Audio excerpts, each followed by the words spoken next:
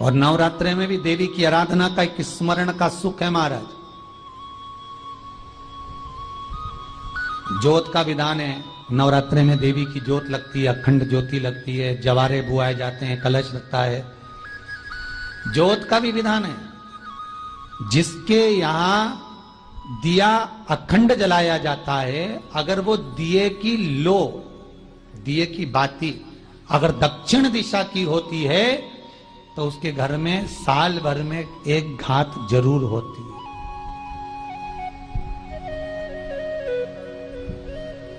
जो दिया अखंड जलता है उसकी बाती का मुख दक्षिण का नहीं होना चाहिए।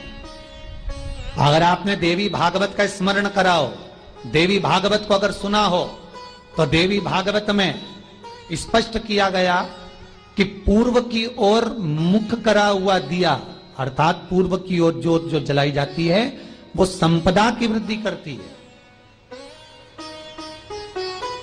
पश्चिम की ओर मुख कर कर जो ज्योत लगाई जाती है महाराज, वो वैभव को देती है। और उत्तर की ओर जो मुख कर कर ज्योत जलाई जाती है, उत्तर की ओर जो ज्योत का मुख रहता है, वो आयु की वृद्धि करती है, घर में अकाल मौत को रोकती है।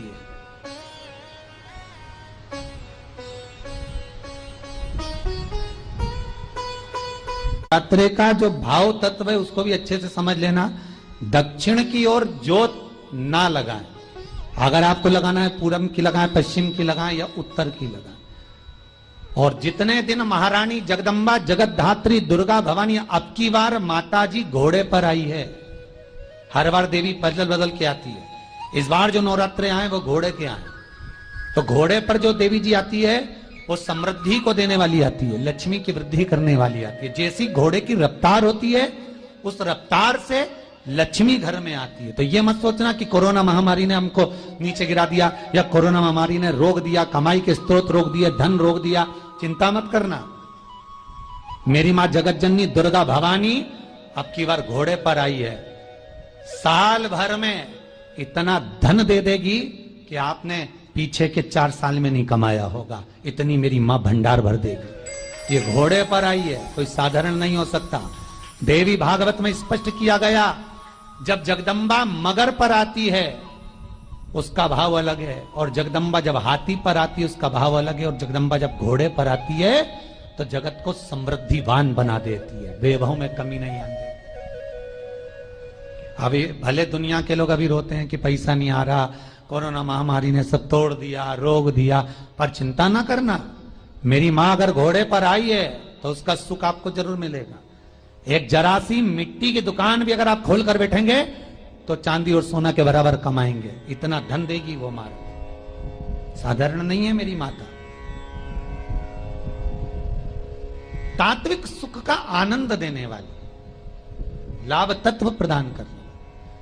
और नवरात्रि में भी अगर आपकी कोई कामना है, आपकी अगर इच्छा है, आपका मन है, तो जगत जननी की आराधना करो।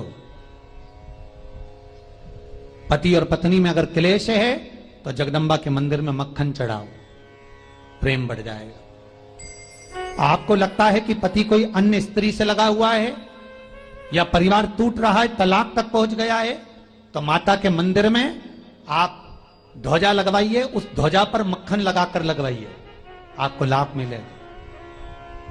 महाराज, यदि आपको लगता है कि बच्चे बहुत ज्यादा अपशब्द बोल रहे हैं, मुंह चला रहे हैं और प्रेम नहीं रख रहे, तो माता के मंदिर में लाल पुष्प, लाल चंदन और लाल चूड़ी मां को समर्पित करिए, प्रेम बढ़ेगा। बच्चा कभी आप जी से कम नहीं बोलेगा, प्रेम की भाषा निकलेगी मुंह से। मां जगत जननी की आराधना, जगदम्बा की उपासना। नवरात्रे में 9 दिन में से कोई एक दिन ऐसा ले लो जिस दिन कन्याओं का भोजन कराओ, साथ में उनको लाल चुनरी ओढ़ाओ या कोई लाल वस्त्र, लाल पूजन की सामग्री उनको दो, सुख मिलेगा, आनंद आएगा। आज नवरात्रे का तृतीय दिवस है, आज गणगौर का दिन भी है, आज सौभाग्य तीज भी है। ये जगत जननी जगदम्बा तुम्हारी वस्तुओं से प्रसन्न नहीं होती, ये जगत जननी जगदम्बा तुम्हारे आभूषणों से प्रसन्न नहीं होती, ये जगत जननी जगदम्बा तुम्हारे मेवे और पकवान से प्रसन्न नहीं होती। ये जगत जननी जगदम्बा केवल तुम्हारा भाव देखती है कि मेरा पुत्र, मेरा बेटा, ये संसार का मानव मुझे कैसे रिझा रहा है, ये मुझे कैसे मना रहा है। उसकी प्रसन्नता केवल एक भाव से।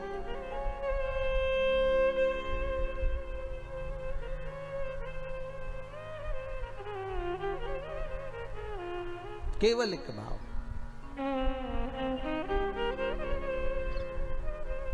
और जब निर्मल मन, निर्मल विचार, निर्मल सोच, निर्मल बुद्धि, निर्मल चित्त हमारे भीतर का आ जाता है महाराज, तब दुनिया का संपूर्ण सुख हमारे सम्मुख में हो जाता है। केवल मन।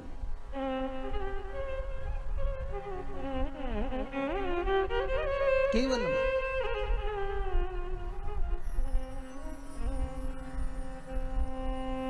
और ये मन, ये चित्त, ये वृत्ति शिव के साथ जब लग जाए। भगवान शंकर का जब शिवलिंग प्रकट हुआ तो भगवान शंकर ने पूछा, मुझे प्रकट करने का कारण क्या था? क्या आप नारायण को ये पता नहीं था कि मैं आपका पिता हूं? क्या ब्रह्मदेव को ये मालूम नहीं था कि मैं इनका दादा हूं?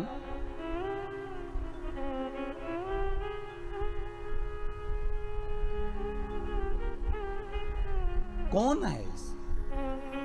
जब संपूर्ण ब्रह्मांड नष्ट हो जाता है, संपूर्ण पृथ्वी जब नष्ट हो जाती है, तब आखिरी में रहता ही कौन है? एक पानी का बुलबुला, और बुलबुले में भी एक बिंदु। एक बिंदु। कभी ब्रह्म कुमारी आश्रम में जाकर देखिएगा, वहां से अगर आप ज्ञान प्राप्त करेंगे तो वहां की बहन जी बताती हैं कि मात्र अगर इस संसार की रचना का केंद्र बिंदु कोई परमात्मा है तो एक बिंदु है। वो बिंदु कोई दूसरा नहीं, आद्य शक्ति भगवान शिव ही, शंकर ही उस ब्रह्म कुमारी आश्रम में बताया जाता है।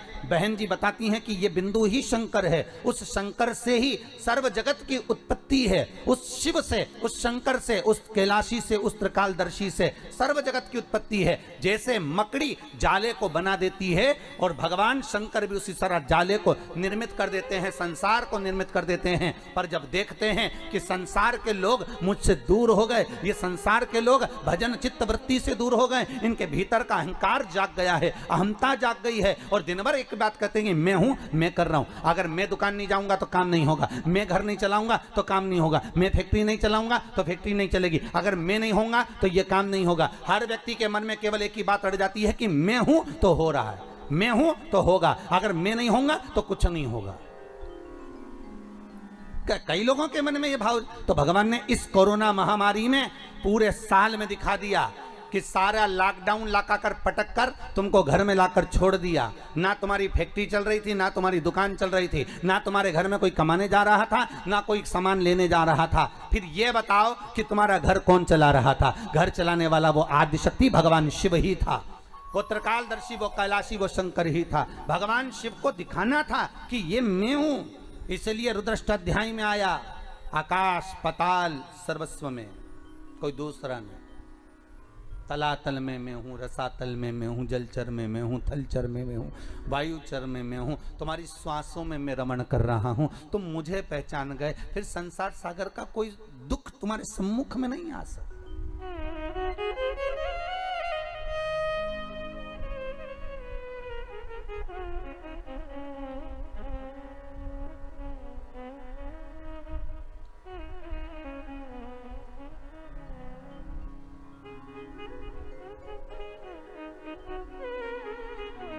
फिर कोई दुख, कोई तकलीफ, कोई कष्ट हमारे जीवन में, हमारी सम्मुखता में कैसे प्रकट हो सकता है? जिस कामना से आप बाबा की कथा को श्रवण कर रहे हैं, बाबा आपकी वो कामना शीघ्र अतिशीघ्र पूर्ण करे। हम तो बाबा से यही निवेदन करते हैं।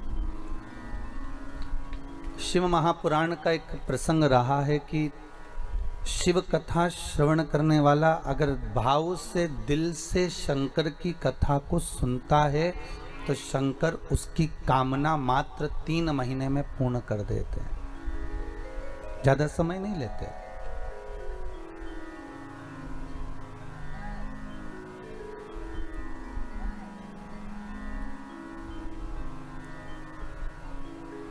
आज ये बघेल परिवार का बालक कोई बोल रहे थे महाराज जी, राजा राम जी कहे महाराज जी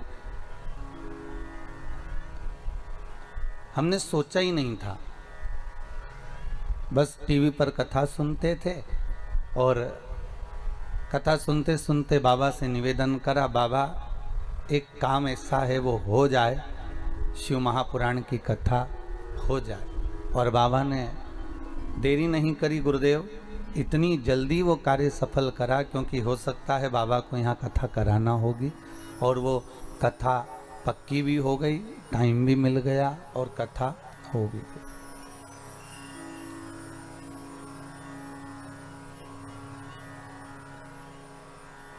पूर्व में बुक करी हुई कथा का आनंद अपन सभी को श्रवण करने को सौभाग्य मिला है। भाग्यशाली हैं आप, बड़े किस्मत वाले हैं कि भगवान ने अपने भाग्य पर भगवान शंकर की कृपा कथा श्रवण करने का मौका तो दिया।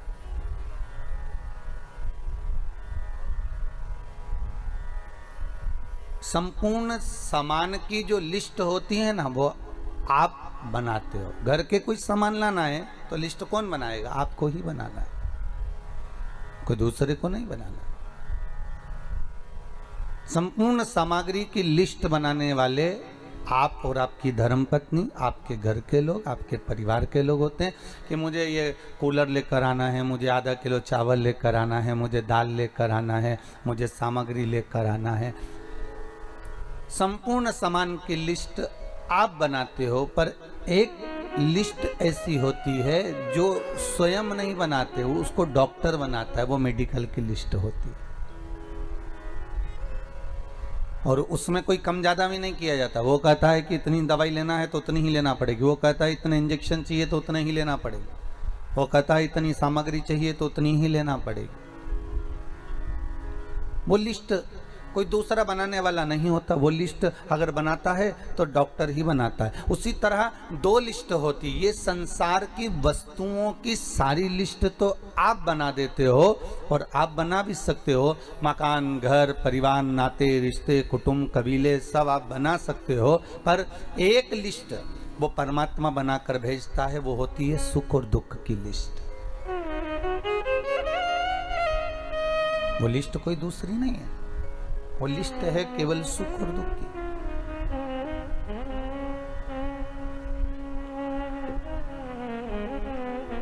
कितना सुख है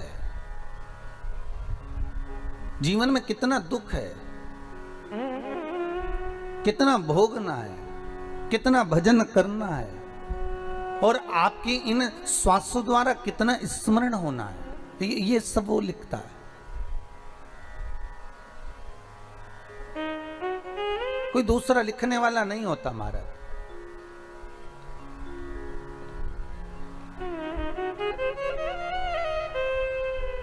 अगर हमें थोड़ा सा भी दुख प्राप्त हो रहा है तो उसने लिखकर भेजा होगा कि ये दुख हमको भोगना है महाराज।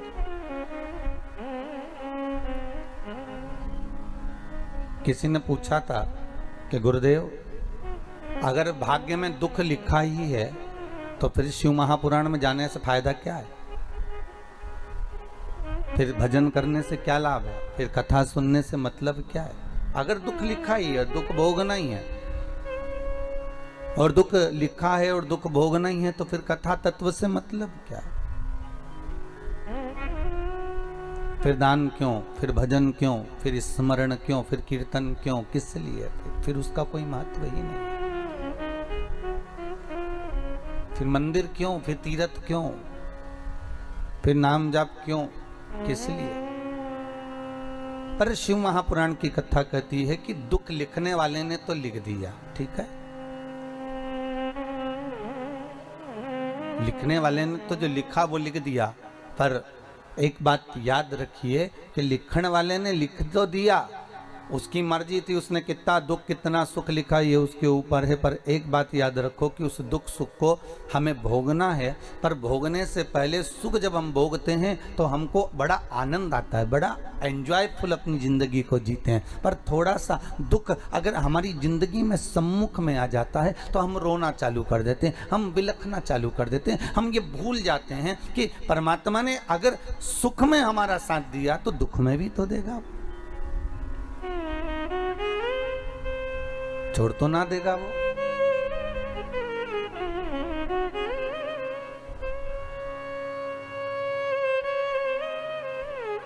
एक माता पिता अपने बच्चे को लेकर साल भर में छुट्टियों में दादा दादी के घर जाते थे, रहते थे मुंबई में, जैसे बघेल परिवार रहता है।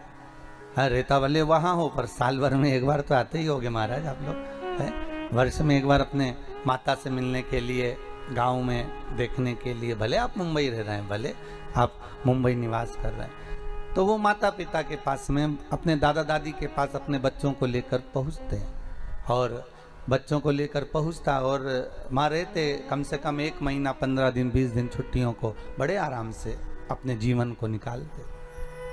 बच्चा धीरे धीरे धीरे धीरे 8-10 साल हो गए, बड़ा हो गया। अब बच्चा बड़ा हो गया तो वो बच्चा जब बड़ा हो जाता है तो बच्चा कहता है पापा अब की बार दादी के घर में खुद जाऊंगा, आप मुझे ट्रेन में बिठा देना। और मैंने सब देख लिया कि ट्रेन में कहाँ से बैठना है, कहाँ उतरना है, कैसे बैठना है, क्या करना है, टिकट कहाँ से लेना है, सब मैंने देख लिया। आप चिंता मत करना, मैं बैठ जाऊंगा और चले जाऊंगा। लड़का हो गया बड़ा, 12-15 साल का, 20-15 साल का और 10-15 साल का बालक बोला अब मुझे जाने दो, अब मेरे को जाना है। ठीक है बेटा जाओ। पापा ने कहा नहीं नहीं नहीं, बहुत लंबा सफर है बच्चा, ए बाबुआ ये समय अच्छा नहीं चल रहा है, ये सफर बहुत लंबा है, तुम जाकर करोगे क्या, हम तुम्हारे साथ चलते। नहीं माँ, नहीं पापा, नहीं बाबूजी, मैं भी चलूंगा। ठीक है चलो, अब आप मत जाओ, हम चले जाएंगे। बबुआ को टिकट दिला दिया और बालक को जब टिकट दिलाया ट्रेन का, पिताजी उसको स्टेशन छोड़ने के लिए गए, समझाया आराम से बैठना, डरना नहीं, टीटी आए टीसी आए उसको टिकट दिखा देना और बिल्कुल मत घबराना हो।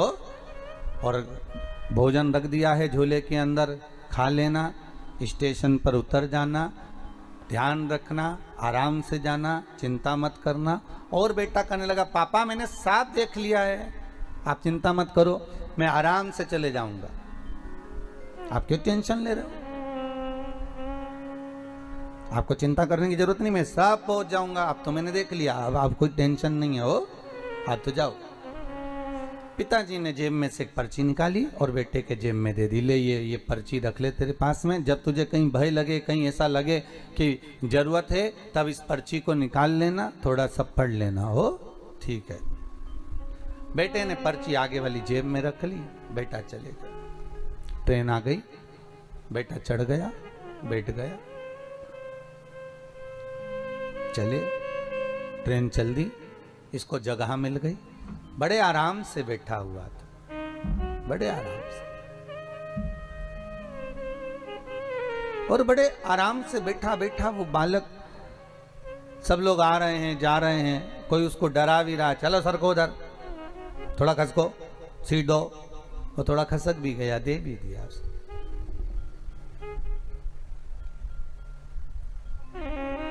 2-4 गांव निकल गए, एक आदमी चढ़ा, सीट के चक्कर में उसको डराने लगा, आंखें दिखाने लगा, वो घबराने लगा, आंख में से आंसू बहने लगे, भूख भी लग रही थी, रो रहा था। आंख से जब अश्रु गिरे तो मन में आया मेरे बाबूजी ने, मेरे पिता ने एक चिट्ठी मेरी जेब में रखी थी, उस चिट्ठी को निकालता हूँ। उस पर्ची को निकाला और निकाल कर पढ़ा तो उस पर्ची पर लिखा हुआ था, चिंता मत करना, पीछे वाले डब्बे में मैं बैठा हुआ हूं, चिंता मत करना, पीछे वाले डब्बे में मैं बैठा हुआ हूं। बेटे का विल पावर मजबूत हो गया, आंख का आंसू पोंछ लिया, अब डरता नहीं है, क्योंकि पीछे वाले डब्बे में पिता बैठा हुआ है। जीवन में इस तरह के दुख, तकलीफ, कष्ट जिंदगी में बहुत आएंगे। डराने वाले भी मिलेंगे, घबराने वाले भी मिलेंगे, आंख दिखाने वाले भी मिलेंगे। आंखों में आंसू जब आए तो चिंता मत करना। इस कथा को, शिव महापुराण की इस कथा को याद करना कि पीछे वाले डब्बे में मेरा भोलेनाथ बैठा हुआ है, चिंता करने की जरूरत नहीं है। तू तो अपना कर्म किए जा, बाकी की चिंता वो विश्वनाथ करेगा। वो बाप, जगत का पिता, हम कहते हैं ब्रह्मा के पिता हैं भगवान विष्णु, क्योंकि नाभि से प्रकट हुए हैं।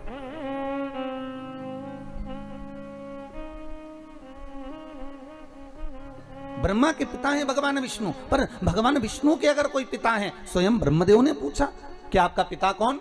और ब्रह्मा और विष्णु ने मिलकर एक खंबे का, एक सुंदर पर्वत का घर्षण करना प्रारंभ करा, एक पर्वत को घुमाना प्रारंभ करा, और उस पर्वत के घुमाने से एक लिंगायत आकृति प्रकट हो गई। उस लिंगायत आकृति से आवाज आ गई कि हे नारायण, तुम मुझे पहचानना चाहते हो? भगवान विष्णु हाथ जोड़कर बोले, प्रभु आपको कौन नहीं जानता, मैं तो जानता हूं आप। परंतु ये ब्रह्मा के मन में आश्चर्य पड़ा हुआ है ना कि मेरा पिता कौन है, जगत का नारायण, और नारायण का पिता है कौन आखिर?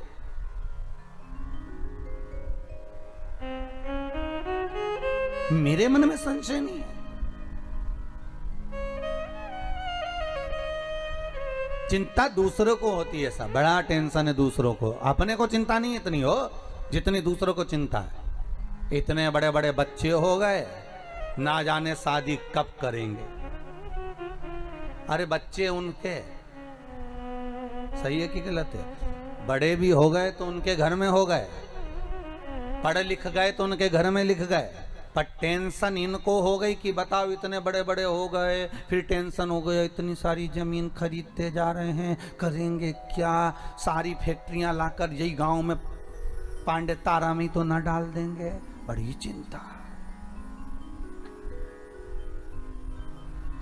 एक बिल्डिंग बन गई, ये उसी में का हाल हो गया। रे बाबा, जैसे एक बुढ़िया बाहर बैठी थी और उसके सामने से कपास की गाड़ी निकल कर गई, और जैसी कपास की गाड़ी निकल कर गई तो बुढ़िया के मन में आया, इतना कपास गाड़ी भरकर, राम जी राम, कितने का बिकेगा?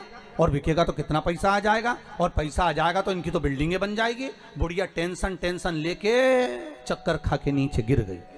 घर के बेटे आए, बुढ़िया को उठा कर ले गए तो पानी का छींटा दिया, पर बुढ़िया नहीं उठी। डॉक्टर को बुलाया, डॉक्टर साहब हमारी अम्मा को कुछ हो गया। अम्मा को क्या हो गया? अम्मा को देखा तो बढ़िया है, सांस भी अच्छी चल रही है, इसका सब बीपी मीपी शुगर मुगर सब बढ़िया, फिर इस पे पानी का छींटा दो। उठाया, नहीं उठा, अम्मा नहीं उठ रही साहब। डॉक्टर साहब देखो जरा, आधा घंटा हो गया अम्मा नहीं उठी। पूरे गांव में खबर हो गई कि बेचारी वो अम्मा बाहर बैठी थी और चक्कर खा के गिर गई, ना जाने उसको क्या हो गया, उठ ही नहीं रही है। इसको तो उठाया, उठ ही नहीं रही है। तब एक पड़ोसन को मालूम पड़ा, और पड़ोसन इसके पास बहुत बैठती थी, तो पड़ोसन आई, क्या हो गया जीजी को? हुआ क्या कि बस सामने से कपास की गाड़ी निकल कर गई और जीजी चक्कर खा के गिर गई। इतने में पड़ोसन ने कहा, चिंता मत करो, सब हट जाओ यहाँ से, अभी थोड़ी देर में उठ जाएगी, तुम चिंता मत करो। और ये बाहर गई पड़ोसन, और दौड़ती आई और आकर बोली, जीजी उठ, अरे जीजी उठ, तेरे सामने से जो कपास की गाड़ी गई थी ना, उसमें आग लग गई। जीजी उठ के बैठ गई, जीजी तुरंत उठ के बैठ गई। क्यों? क्योंकि जगत संसार को आप अगर आगे बढ़ रहे हो, जगत संसार को आप अगर अग्रण्य भाव में बढ़ते जा रहे हो, जगत संसार में अगर आप कुछ अच्छा करते चले जा रहे हो, तो दुनिया के लोगों को टेंशन में आ जाते हैं, और टेंशन लेते लेते ही बस यही सोच के मर जाते हैं, इतने बड़े बच्चे हो गए इनके, शादी कब करेगी, इतनी जमीन ले ली, ना जाने क्या होगा, मकान काय को बना लिया, जब सभी को मुंबई में रहना था तो गाँव में बनाने की जरूरत क्या थी? और बनाना भी था तो एक ही कमरा बनाना था, 12 काय को बनाए? अरे 12 इन्होंने इसलिए कमरे बनाए कि एक ज्योतिर्लिंग का एक कमरा। 12 कमरे कितने ज्योतिर्लिंग के हो गए? अरे बोलो तो सही। अरे इनको मालूम था किसी और वाला महाराज आएगा, अकेले नहीं आएगा, एक हर ज्योतिर्लिंग का एक शंकर लेकर आएगा और हर कमरे में एक शंकर रहेगा, इसलिए 12 बनाए हो, टेंशन न लीजिएगा। शिव करुणा सागर, पर चिंता हमें व्याप्त रही, हम सोच रहे हैं होगा क्या। छोड़ दो, पीछे वाले डब्बे में वो बैठा हुआ है, तुम 2 कदम आगे बढ़ते हो, तुम्हारे पीछे पीछे सपोर्ट करने के लिए मेरा कालों का काल महाकाल पीछे से चलता रहता है, पीछे से। आगे क्यों नहीं आता गुरुदेव? आप कहते हो कालों का काल महाकाल चल रहा है, तो आगे क्यों नहीं आता?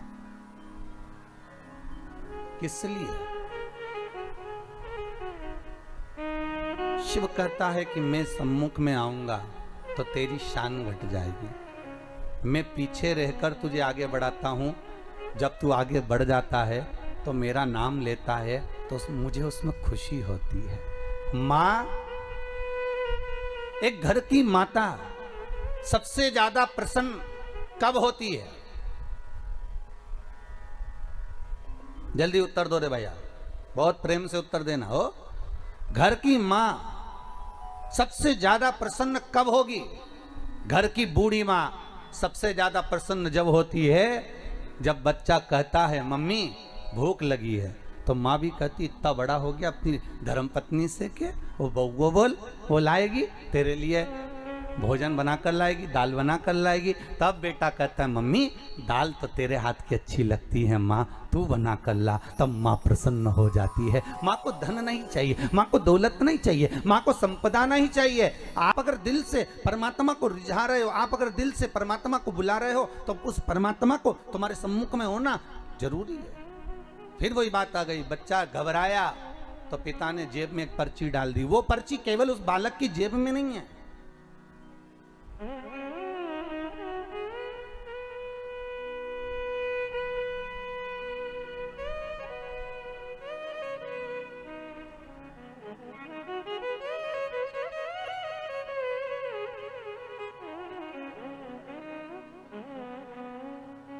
वो पर्ची केवल एक बालक की जेब में नहीं, वो पर्ची भगवान जब हमें पैदा किया, संसार सागर में जब उसने भेजा, माता के गर्भ से जब हमने जन्म लिया, वो पर्ची भगवान ने अपनी जेब में भी डालकर भेजी है। इस मन में एक पर्ची को रख दिया गया है कि जब तू दुख लगे, जब तुझे कष्ट लगे, जब तुझे लगे कि अब कोई साथ नहीं दे रहा, तब चिंता मत करना, वो पर्ची को निकाल लेना कि पीछे मैं खड़ा हूं तो चिंता मत करना, मैं तेरे साथ में हूं। अगर सुख में हूं तो दुख में भी तेरे साथ में हूं। क्यों चिंता कर, क्यों चिंता? आज तीज है, सौभाग्यवती केवल 7 दाने चावल के जल के पात्र में चंदन में भिगोकर डाल देने पर और उससे कामना कर कर, आरोग्यता की कामना कर कर, मात्र घर के जो मटका होता है, परिंदा होता है, उसके पास में समर्पित कर देने पर भगवान शंकर का नाम स्मरण कर कर जीव की रोग से मुक्ति भी हो जाती है। रोग नहीं घेरता उसको, आरोग्यता का अनुभव, आरोग्यता का सुख प्राप्त होता है।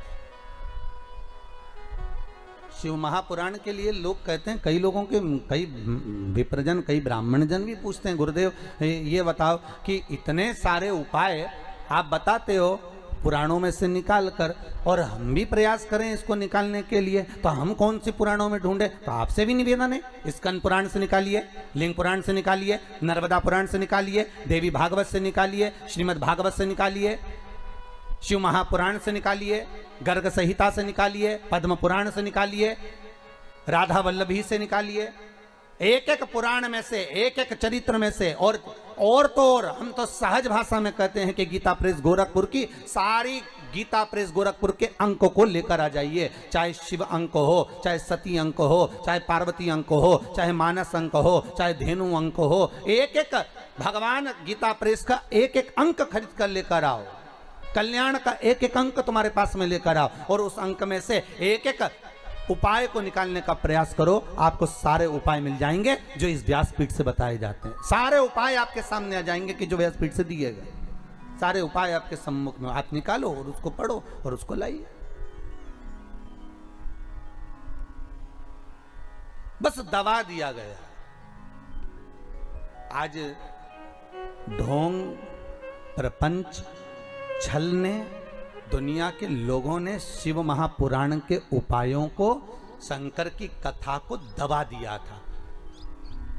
सारी पुराणें होती थी पर शंकर की पुराण नहीं होती थी महाराज, दबा दिया गया था। और शिव महापुराण को केवल जगत में लेकर आना चाहते हैं कि शंकर को दुनिया पहचाने, शिव की साक्षी को पहचाने। शंकर है क्या, शिव का अनुमोदन क्या है। दुनिया के लोग टीवी के माध्यम से फिल्मों का निर्माण कर कर कह देते हैं कि इस पर दूध चढ़ाना, क्यों चढ़ा रहे हो, गरीब बच्चे को दूध पिला दो, ऐसा क्यों कर रहे हो। उस शंकर को जगत तक पहुंचाना है कि शंकर पर दूध क्यों चढ़ाया जाता है, शंकर पर दही क्यों चढ़ाया जाता है, शंकर पर जल क्यों चढ़ाया जाता है, शंकर पर बेलपत्री का महत्व क्या है, शंकर पर शमी पत्र का महत्व क्या है, क्यों शंकर भगवान को शमी के वृक्ष का मात्र 7 फूल चढ़ा देने पर व्यक्ति की मनोकामना पूर्ण हो जाती है, क्यों कहा जाता है। उसको निकालो, उसको समझो, उसको पढ़ो, उसको अपने जीवन में उतारो। सारे देवी देवताओं को बहुत सा सामान चाहिए होगा पर मेरे विश्वनाथ को कुछ नहीं चाहिए, मेरे शंकर को चाहिए क्या। अगर आपके जीवन में ऐसा लगे कि बहुत बड़ी बीमारी आ गई और आपके घर का व्यक्ति वेंटिलेटर पर पड़ा हुआ है, तो शमी के वृक्ष के फूल ले आओ 7, और शमी के वृक्ष के 7 फूल लाकर एक एक फूल शंकर भगवान को श्री शिवाय नमस्तुभ्यम कहकर उस व्यक्ति के लिए जो पड़ा हुआ है, अंतिम सांसें गिन रहा है, जिसको अटैक आ गया, अंतिम सांसों में जो गिन रहा है, उसके नाम से भगवान शंकर पर चढ़ाना प्रारंभ कर दो। मात्र 7 पुष्प, उस शमी के वृक्ष के 7 पुष्प आप शिव को समर्पित करिए, उसका नाम और गोत्र बोलकर, और भगवान शंकर का मूल मंत्र श्री शिवाय, जम के बोलिए श्री शिवाय नमस्तुभ्यम बोलकर एक एक शमी का फूल शंकर पर चढ़ाना प्रारंभ कर दो। फिर आगे वो विश्वनाथ की मर्जी है, वो प्राण कैसे लेकर वापिस आता है, उस काल से छुड़ाकर महाकाल कैसे लाता है, ये वो जाने। आपका फर्ज केवल आप अदा करिए। जब अंत में डॉक्टर भी हार जाते हैं, जब अंत में डॉक्टर भी कह देते हैं कि अब हमारे बस का नहीं है, अब तो उस परमात्मा के हाथ में, मतलब डॉक्टर को भी मालूम है कि एक और डॉक्टर बैठा हुआ, एक डॉक्टर और है, वो बस वो थोड़ा सा दूर तो रहता है पर करीब भी बहुत है। कई लोग कहते हैं गुरुजी वो कैलाश पर रहता है बहुत, तो उनको बुलाएंगे तो आएंगे। हमने कहा कैलाश पर तो रहता ही नहीं है, जहाँ भक्त है वहाँ भगवान, वो दूर तो रहता ही नहीं। आप तो बस केवल उसको बुलाने का प्रयास करिए, आप दिल से बस उसको हाजिर, वो दिल से बुलाओ तो उसको।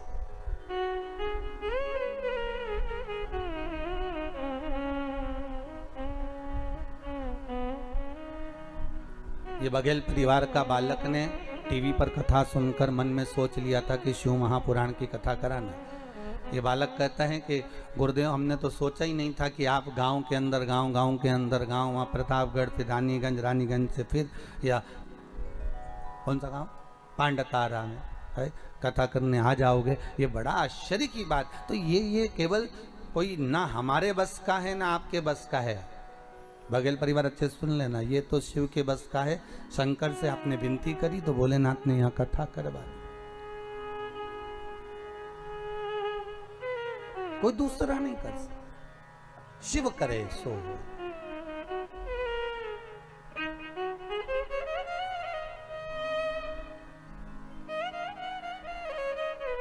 और उसके सिवा दुनिया में कोई कर भी नहीं सकता कि तुम्हारी शान जाएगी, पकड़ लो हाथ त्रिपुरारी, नहीं तो डूब जाएगी। हमारा क्या बिगड़ना है, दुनिया कहेगी तो यही कहेंगे। बताओ शंकर जी की कथा सुनी थी, खूब शिव जी की कथा सुनी, खूब शंकर का अनुमोदन करा, खूब शिव जी का भजन करा, खूब शंकर जी पे बेलपत्र चढ़ाई। सियोर वाला महाराज बोला था ऐसा पूजन करो, खूब करा, उसके बाद भी दुख मिला। कहां से मिला? नहीं, शंकर जी से कह देना हम सियोर वाले महाराज को नहीं जानते, हम तो आपको जानते। कथा के माध्यम से हम आपको पहचानने लगे। रुक्मणी जी जब सिंहासन पर बैठती थी और नारद जी आकर ज्ञान देते थे तो रुक्मणी ने कृष्ण को कभी नहीं देखा था, एक बार भी। पर रुक्मणी जो सुनती थी तो कृष्ण से प्रेम करने लगी थी। बस वही स्नेह आपका शिव से हो जाए।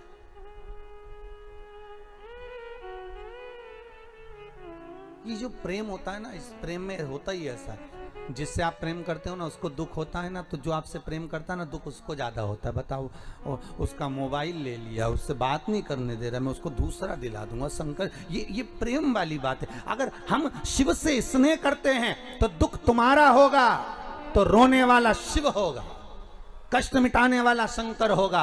अगर शंकर से लगन लगाई है, शिव का स्मरण किया है, शंकर का अनुमोदन करा है, तो दुख तुम्हारा होगा, कष्ट तुम्हारा होगा, तकलीफ तुम्हें आएगी, और मिटाने वाला मेरा शंभू होगा, आने वाला शिव होगा, शंकर होगा। कि इसका मोबाइल छुड़ा लिया, तो जो प्रेम करने वाला होता है ना वो दूसरा मोबाइल दिलवा देता, ले 5,000 का दूसरा। और अगर मम्मी ने ये भी ले लिया तो चिंता मत कर, और दूसरा दिला दूंगा। शंकर जी भी ऐसा ही, तू मुझसे प्रेम करता है, तेरे को अगर दुख आया चिंता मत करना, दुनिया ताने देगी, गाली देगी, अपशब्द कहेगी, मैं बैठा हूं पीछे से, डब्बे में तो मैं ही हूं ना पीछे, चिंता क्यों करता। और अगर दुनिया की वस्तु कुछ ले भी ली तो मैं बैठा हूं, क्यों चिंता करना। अभी एक ये प्रश्न है, देखो आप, संजीत जी द्विवेदी हैं, भगवा शिवनगर से, प्रतापगढ़ से हैं। कहाँ बैठे हैं? अच्छा, संजीव जी आप ही हैं। आपने एक प्रश्न किया है गुरुदेव कि आपने तुलसी जी का महत्व समझाया, रुद्राक्ष का महत्व समझाया, पर आप कहते हैं कि गले में तुलसी हो, रुद्राक्ष हो, स्नान करने जाएं तो वो पानी शरीर पर आता है तो गंगा यमुना सरयू सरस्वती का फल मिल जाता है। पर हमारे को ऐसा सुनने को मिलता है कि रात को तो तुलसी की माला, रुद्राक्ष की माला उतार दी जाती है, फिर हम सुबह स्नान करने जाते हैं तो वो जल तो रहता ही नहीं है। पहली बात तो संजीव जी, शिव महापुराण की कथा कहती है कि इस श्वास का कोई भरोसा नहीं है, हर पल जपो। तो यहां शास्त्र कहता है कि गले में जो तुमने तुलसी की माला धारण करी है या रुद्राक्ष पहना है, उसको उतारने का महत्व नहीं है कहीं पर भी, कि आप इसको उतार को रात पर सोइए। बैठिए, बहुत सुंदर प्रश्न करा आपने, जगत कल्याण के लिए। ये सभी के मन में प्रश्न आता है कि हम तुलसी की माला पहने या हम रुद्राक्ष। बैठिए, रुद्राक्ष की माला पहने तो हम रात को उतार दें? कौन कहता है? आप तो तुलसी और रुद्राक्ष कभी शमशान में भी आप पहनकर चले गए, कभी हॉस्पिटल में भी आप पहनकर चले गए, कभी किसी सूतक सुए के घर में भी आप पहनकर चले गए, तो ना तो तुलसी ना रुद्राक्ष ये दोनों कभी अशुद्ध नहीं होते। जैसे गंगा का जल जहां भी रख दो वो हमेशा शुद्ध ही रहता है, उसी तरह तुलसी और रुद्राक्ष भी शुद्ध है, वो कभी अशुद्ध नहीं होते। कौन कहे आपसे कि आप इसको उतारो और मालूम पड़े अपन उतार के रात को सो और रात के प्राण निकल गए, तो भाई जीवन का क्या भरोसा है? कौन ने देखा, किसने देखा, कब देखा? तो यहां तो शास्त्र कहता है कि बिना तुलसी के भगवान जब भोग ग्रहण नहीं करता, तो बिना तुलसी के भगवान तुम्हें बैकुंठ कैसे घुसने देगा, प्रवेश कैसे देगा?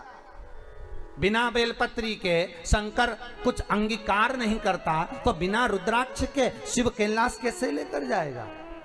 और प्राण अगर रात को निकल गए तो। इसलिए शिव महापुराण की कथा कहती है कि गले में अगर तुलसी की माला होगी, रुद्राक्ष की माला होगी, तो कम से कम ये काम तो आ जाएगी। नहीं तो मरने के बाद ईमानदारी से बोलना रे, जितने लोग टीवी पर कथा सुन रहे हो, जितने ये पांडे तारा में कथा सुन रहे हो, प्रतापगढ़ के जितने लोग कथा का श्रवण कर रहे हो, उनसे निवेदन है ईमानदारी से बोलना, मरने के बाद व्यक्ति जिस गद्दे पर सोता है वो गद्दा बाहर फेंक दिया जाता है। बोलो सही है कि गलत है? अच्छे से तो बोलो, सही है? व्यक्ति जिस दरी पर मरा उस दरी को बाहर फेंक दिया जाता है। व्यक्ति जिस चादर को ओढ़कर मरा वो चादर बाहर फेंक दी जाती है। व्यक्ति जिस कपड़े को पहना वो कपड़े बाहर फेंक दिए जाते हैं। अब ईमानदारी से बोलो तो व्यक्ति जिस चेन और अंगूठी को पहना वो, उसका क्या होगा? मान लो उसने चेन अंगूठी पहन रखी है, अरे पांडे तारा वाला जल्दी बोलो, उसका क्या करना है? नहीं चेन अंगूठी का क्या करना है फिर अपने को? है माताएं बोल रही कि रख लेंगे, और वो कपड़े वो फेंक दिए, वो दरी वो फेंक दी। वो मरने वाले के नीचे दरी भी बिछाते तो ऐसी बिछाते जिसका पूरा कलर चले गया। मरने वाले के ऊपर चद्दर भी बिछाएंगे तो ऐसी बिछाएंगे जो पूरी धुल के जिसका कलर चले गया, बेकार फेंकने वाली वो उड़ा देंगे। कपड़े भी ऐसे, और सब सामान फेंक देंगे। पर कोई चेन, वो सोने की इतनी मोटी चेन पहन के बैठ, भले मोटी नहीं हो पतली हो तो कोई फेंकेगा नहीं। अंगूठी नहीं, और सोने की बटन लगाता काका जी तो बटन कुर्ता फेंका तो फेंक दे नहीं, कौन फेंकेगा? कोई। तो मतलब अंदाजा लगा लो कि दुनिया के लोग तुमसे प्रेम नहीं करते, दुनिया के लोग तुमसे दिखावा करते हैं। प्रेम तो उनको सोने और चांदी और प्रॉपर्टी से है, इसलिए तो नहीं फेंकी, नहीं तो तुम्हें तो फेंक देते। कब का? जब तुम्हारे कपड़े फेंक दिए, तुम्हारी दरी फेंक दी, तुम्हारी चादर फेंक दी, और तुम्हें नहीं रखा मरने के बाद, तुम्हें ले जाकर शमशान में फेंक दिया। संभाल के तो केवल चेन अंगूठी रखी, संभाल के तो तुम्हारे आभूषण वगैरह रखे। तो फिर मतलब क्या है? दुनिया के लोग तुमसे कहाँ का प्रेम करते हैं? दुनिया के लोग तो केवल प्रेम करते हैं तुम्हारे धन और दौलत से, तुम्हारी संपदा से। जब व्यक्ति की गरीबी आती है ना, तो दुनिया के लोग सोचते हैं कहीं मांगने ना आ जाए, और दुनिया की जब अमीरी आती है तो दुनिया के लोग सोचते हैं कि ना जाने कहाँ डाका डालकर लेकर आया होगा। विचार करिए, संसार की इस दृष्टि को विचारिए जरा कि क्या दृष्टि है लोगों, क्यों? इसीलिए शिव महापुराण की कथा कहती है शंकर कहां रहते हैं? जम के बोलो, शमशान में। शिव शमशान में निवास करते हैं क्योंकि उनके ससुर दक्ष प्रजापति ने श्राप दिया था, हे शंकर मैं तुम्हें श्राप देता हूं कि तुम शमशान में निवास करोगे। शंकर भगवान बड़े खुश हुए, मेरे ससुर जैसा दुनिया में कोई ससुर नहीं होगा। प्लाट भी दिलाया तो ऐसी जगह जहां कोई कब्जा ही नहीं करेगा। इतनी सुंदर जगह पर मुझे रहने की व्यवस्था दे दी, वहां कौन कब्जा करने जाएगा? बस सबसे ज्यादा दुख था शमशान में रहने पर तो पार्वती जी को दुख था। पार्वती जी हमेशा शंकर जी से कहती थी, हम शमशान में रहते हैं, अपने को कौन मिलने आएगा? शंकर जी बोले, चिंता मत कर, नहीं आएगा तो बांध के लाया जाएगा, और जो एक बार आ गया दूसरी बार कभी नहीं जाएगा। सबसे ज्यादा टेंशन पार्वती जी को था, अपने से कौन मिलने आएगा?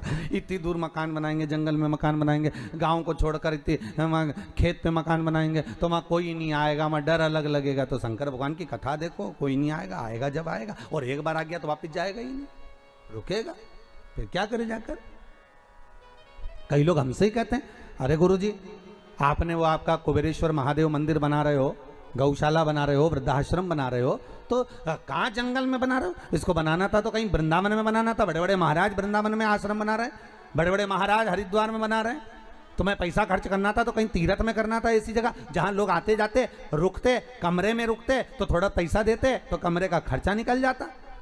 तो हमने कहा हमने कुबेरेश्वर महादेव का मंदिर बनाया है, गौशाला बनाई है, वृद्धाश्रम बनाया है, वहां पर एंजॉय करने के लिए होटल नहीं बनाया कि आओ एसी के रूम में रुको और एंजॉय करो और चले जाओ।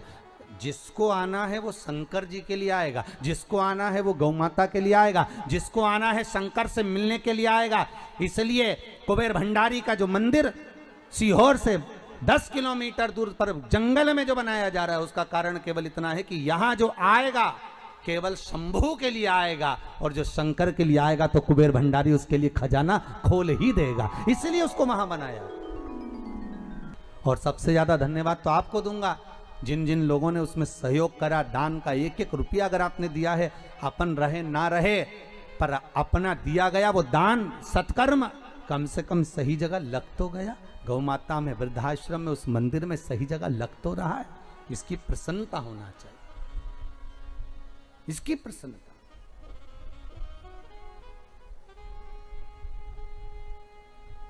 अपनी चित्तवृत्ति, अपना मन बनाओ। भगवान जहां कहे, शिव जी कह रहे हैं मैं शमशान में रहता हूं, शमशान में रहने में दिक्कत क्या है मुझे? मैं तो अलमस्त रहता हूं, मुझे कोई टेंशन नहीं है। पार्वती जी बोली कितना बुरा लगेगा लोगों को यहां आने में, शंकर भगवान बोले आने में बुरा लगेगा तो लगे, पर जो भी आएगा थोड़ी देर कम से कम बैठेगा तो सही हो। लोगों के पास फुर्सत नहीं आज के जमाने में 5 मिनट बैठने की, पर शमशान में आएगा तो थोड़ी देर बैठेगा, ये पक्का। तू क्यों चिंता करती, छोड़ उसको।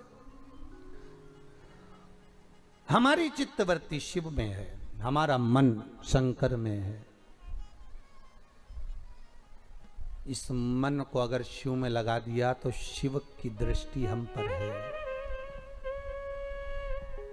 शिव की दृष्टि हम पर। एक और प्रश्न है, बड़ा सुंदर है हमारा प्रश्न। क्या किसी ने लिखा है,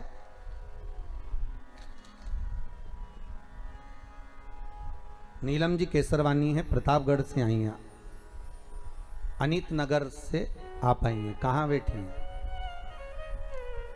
खड़े होइए, आप ही आई हैं। आपने लिखा है लॉकडाउन से मैं कथा सुन रही हूँ, आपके बताए गए छोटे उपाय मैंने किए जिससे बाबा की बहुत कृपा हुई। मेरे घुटने में दर्द था बहुत ज्यादा। हम डेली जल चढ़ाने उनके लिए जाते हैं, सोमवार को शाम को दिया भी जाए, मन भी नहीं होता तब भी जाना पड़ता है कि नहीं चलना ही है, चलना ही है। अब इस समय हम पूरे संसार के लिए 1 लोटिया जल कोरोना को भगाने के लिए रोज चढ़ाते हैं। सभी से प्रार्थना है कि सब लोग 1 लोटिया जल चढ़ाएं उनके लिए। जय जय बाबा। बैठिए बैठिए, बहुत बहुत धन्यवाद। बाबा शिव ऐसी ही कृपा, ऐसी ही करुणा आप पर बनाकर रखे। बहुत बहुत साधुवाद। ओघड़ रानी, त्रिकालदर्शी, कैलाशी, अविनाशी भगवान शिव, भूत भावन भूतेश्वर भगवान शंकर। शिव की कृपा है, करुणा है। तेरी कृपा बिना न हिले एक भी अणु, लेते हैं श्वास तेरी कृपा से तनु तनु। ये उसकी कृपा। आप अगर विश्वास रखे हो, दीदी मैं आपको धन्यवाद दूंगा, कम से कम एक लोटा पानी आप कोरोना महामारी को भगाने के लिए बाबा को चढ़ा तो रहे हो, इस संसार सागर के लिए। हम भी पूरे विश्व से यही कहेंगे, पूरे भारत की भूमि के लोगों से हमारा यही कहना है कि आप भी श्री शिवाय नमस्तुभ्यम का जाप करें, बाबा से रोज प्रार्थना करें, हे कालों के काल महाकाल ऐसी कृपा कर दो कि ये बीमारी हट जाए। अब लोग त्राही त्राही करने लगे साहब।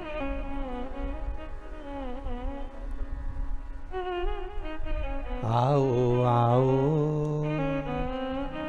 मेरे महाकाल आ जाओ, आओ। वेदन इतना है जैसे आपने विष पिया, इस महामारी को भी पी जाओ, एक बार निकल जाओ, बस हो गया। निवेदन हम शिव से करें, शंकर हमारे आगे पीछे हो। जैसे शिवलिंग प्रकट हुआ, उस शिवलिंग को देखकर स्वतः भगवान शंकर करें कि तुम मुझे जानने का प्रयास कर रहे हो। नहीं नहीं प्रभु, जानना तो हमको है नहीं, जाने जिसके मन में संशय हो।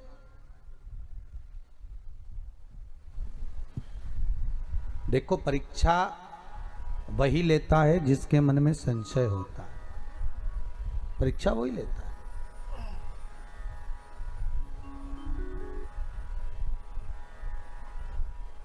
परीक्षा वो ले जिसके मन में संशय हो।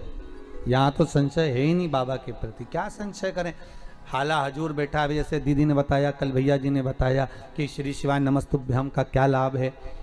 घुटनों में तकलीफ थी, बाबा की पूजन करने का क्या लाभ है। यहाँ कोई विशेष कोई तंत्र विद्या तो होती नहीं है, कोई जादू टोना तो होता नहीं। यहाँ तो बस कह देते हैं कि आप शिव जी का अनुमोदन करो, आप शंकर का स्मरण करो और आप शिव भक्ति में डूबे रहो। बस जितना शिव का नाम लोगे, जितना शंकर का अनुमोदन करोगे, जितना शिव भक्ति में डूबोगे, उतना सुख मिलेगा।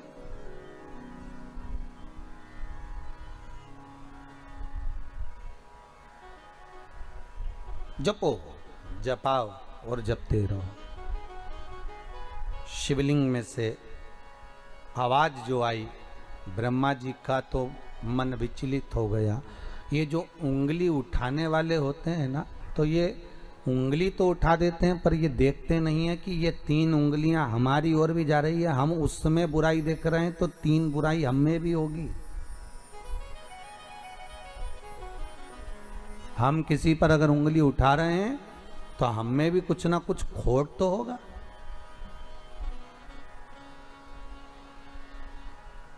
अब ब्रह्मदेव तो कह दिए, ये आकाशवाणी झूठी लगती है मुझे तो। शंकर भगवान ठहाका लगाकर हंसे, शिवलिंग में से आवाज आई, अरे ब्रह्मदेव तुम मुझसे कह रहे हो कि आकाशवाणी झूठी है? हाँ,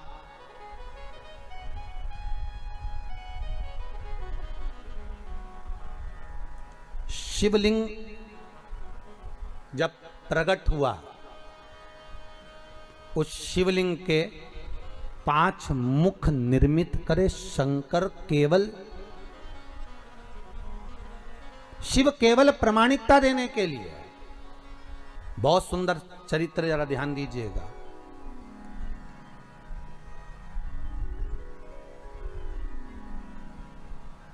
शंकर कह रहे हैं तुम मुझे जानते नहीं हो? नहीं, मैं तो समझता ही नहीं। आप शंकर भगवान विष्णु के पिता हो सकते हो, ये मैं नहीं मान सकता।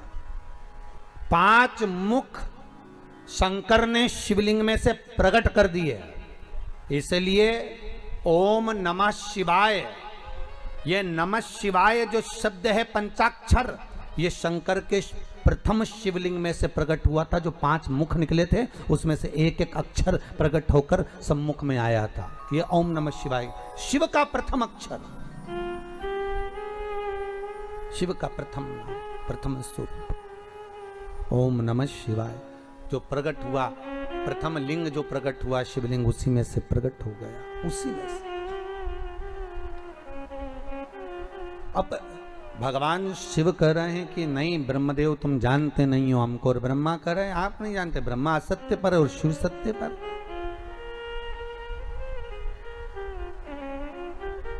कितने प्रमाण भगवान शंकर ने ब्रह्मा को दे दिए, पर ब्रह्मा मानने को तैयार नहीं। शिव जी जान गए कि अब सत्य के लिए प्रमाण की जरूरत नहीं पड़ना, अब प्रमाण देगा ब्रह्मा असत्य के लिए। शंकर जी ने ब्रह्मा जी की बुद्धि ऐसी कर दी कि ब्रह्मदेव भगवान विष्णु से बोले अगर ये आपके पिता हैं तो आपके पिताजी के चरण कहाँ हैं और सिर कहाँ है? इस शिवलिंग का सिर देखने के लिए मैं जाऊंगा, आप चरण देखने के लिए जाओ और ढूंढ कर लेकर आओ भगवान के चरणकार, मैं शीश देखने जाता हूं। भगवान ने बुद्धि फेर दी, विनाश काले विपरीत बुद्धि। जब व्यक्ति का विनाश आता है, जब मनुष्य नष्ट होने वाला रहता है, तो दूसरे की निंदा करना प्रारंभ कर देता है, दूसरे के लिए अपशब्द बोलना चालू कर देता है, दूसरे को नीचे दिखाना प्रारंभ कर देता है, दूसरे पर उंगली उठाना चालू कर देता है। समझ लेना कि अब इसकी विद्वत्ता, अब इसका अहम, इसका अहंकार नीचे की ओर आ रहा है।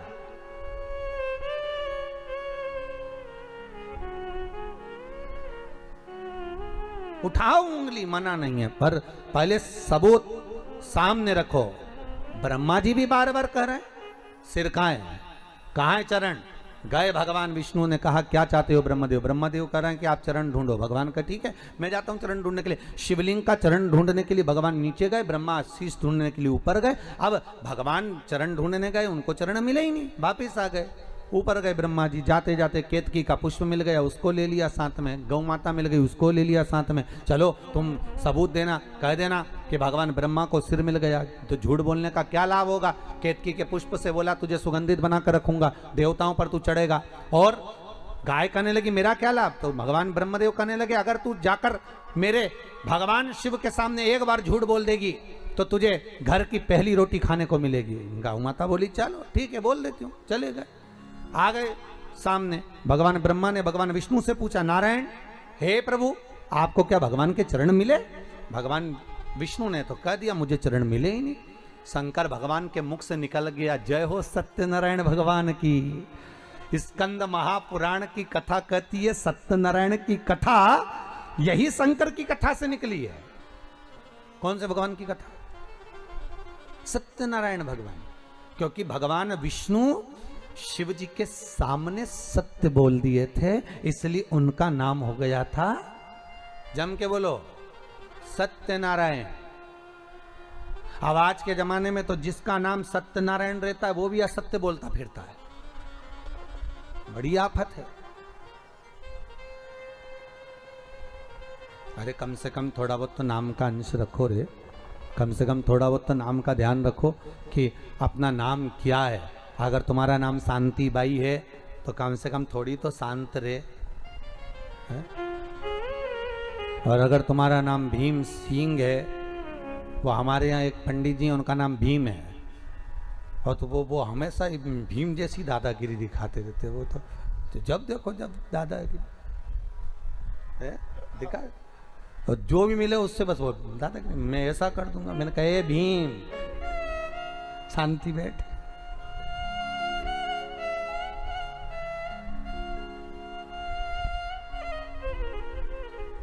शांति बैठ। अरे तुम्हारे नाम का कम से कम फल तो प्राप्त करो। अब नाम रख दिया आशीष, और झुकाए कभी किसी के आगे नहीं शीश, तो क्या मतलब का आशीष है? अरे थोड़ा गुरु के चरण में, परमात्मा के चरण में, माता पिता के चरण में, बड़ोजन के चरण में थोड़ा बहुत तो शीश झुकाओ।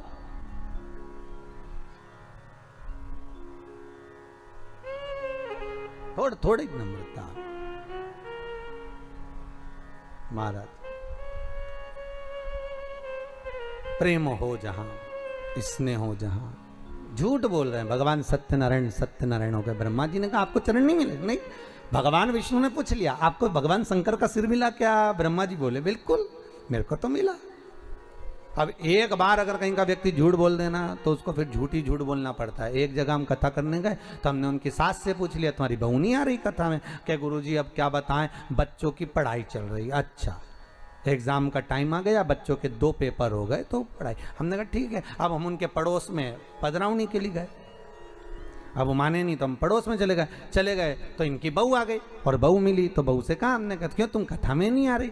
तो क्या अम्मा से कहा था हमने कि हमको कथा में ले चलो। तो अम्मा बोली तू क्या करेगी कथा में जाके? हमको नहीं ले गई। तो हमने कहा तुम्हारी अम्मा तो बोल रही थी कि बच्चों के एग्जाम चल रहे हैं, 2 पेपर हो गए, इतने में तो डोकरी आ गई। और जो बूढ़ी अम्मा आई, हमने अम्मा से कहा क्यों रही डोकरी, झूठ बोले, क्यों झूठ बोल रही हो कि बच्चों के पेपर चल रहा है? अरे महाराज मैं मेरे बच्चों की थोड़ी ना कह रही थी, तो मैं तो पड़ोसी के बच्चे की कह रही थी। मैंने कहा वाह रे गजब।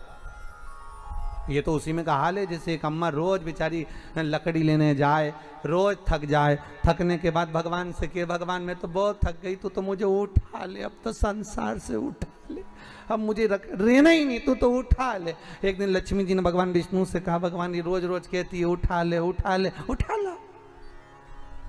तो भगवान बोले कोई झाड़ू है जो उठा ले?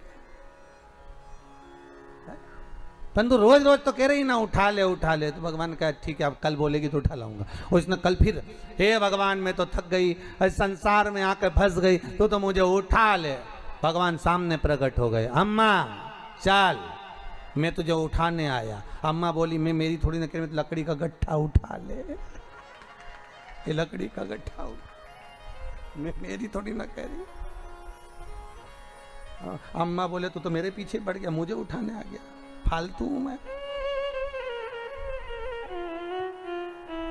भगवान लक्ष्मी जी को देख के बोले बहुत चतुर है, पांडे तारा की है,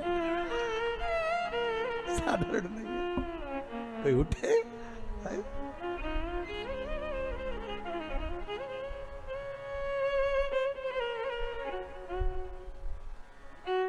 एक बात तो है पांडे तारा में आनंद तो है, कुछ भी हो उत्तर प्रदेश की ये धरा आनंदमय तो है महाराजो, आनंद। अब भगवान ने ब्रह्मा से कहा कि तुम बोलो क्या तुम्हें सिर मिला? हाँ, आकाशवाणी हो गई, ब्रह्मा झूठ बोल रहे हैं, ब्रह्मदेव असत्य बोल रहे हैं। असत्य बोल रहे हैं? हाँ, ब्रह्मा जी बोले आकाशवाणी झूठी है, ना मानो तो पूछ लो। ये केतकी के पुष्प से, केतकी के पुष्प को भगवान ने लिया और पूछा क्यों केतकी के पुष्प? क्या ब्रह्मा जी को सिर मिला? क्या ब्रह्मा जी को मस्तक मिला? केतकी का पुष्प ब्रह्मा को मस्तक मिला जानकर केतकी का पुष्प बोला, हाँ ब्रह्मा को शीश मिला, ब्रह्मा को सिर प्राप्त हुआ है, ब्रह्मा को मस्तक मिल गया। हाँ, भगवान आकाशवाणी कर कर बोले ये ब्रह्मा जिस केतकी के पुष्प को लेकर आया है वो झूठ बोल रहा है। ए केतकी के पुष्प, भगवान शंकर कहते हैं केतकी के पुष्प में तुझे श्राप देता हूं, सारे देवताओं पर तू चढ़ेगा पर शंकर पर कभी नहीं चढ़ेगा। और अगर कोई भूल से भी केतकी का पुष्प शंकर को चढ़ा देगा तो 1000 गौ हत्या के बराबर उसको दोष लग जाएगा। इसलिए केतकी का फूल सारे देवताओं पर चढ़ता है पर भगवान शिव पर नहीं चढ़ता, शंकर पर नहीं चढ़ता।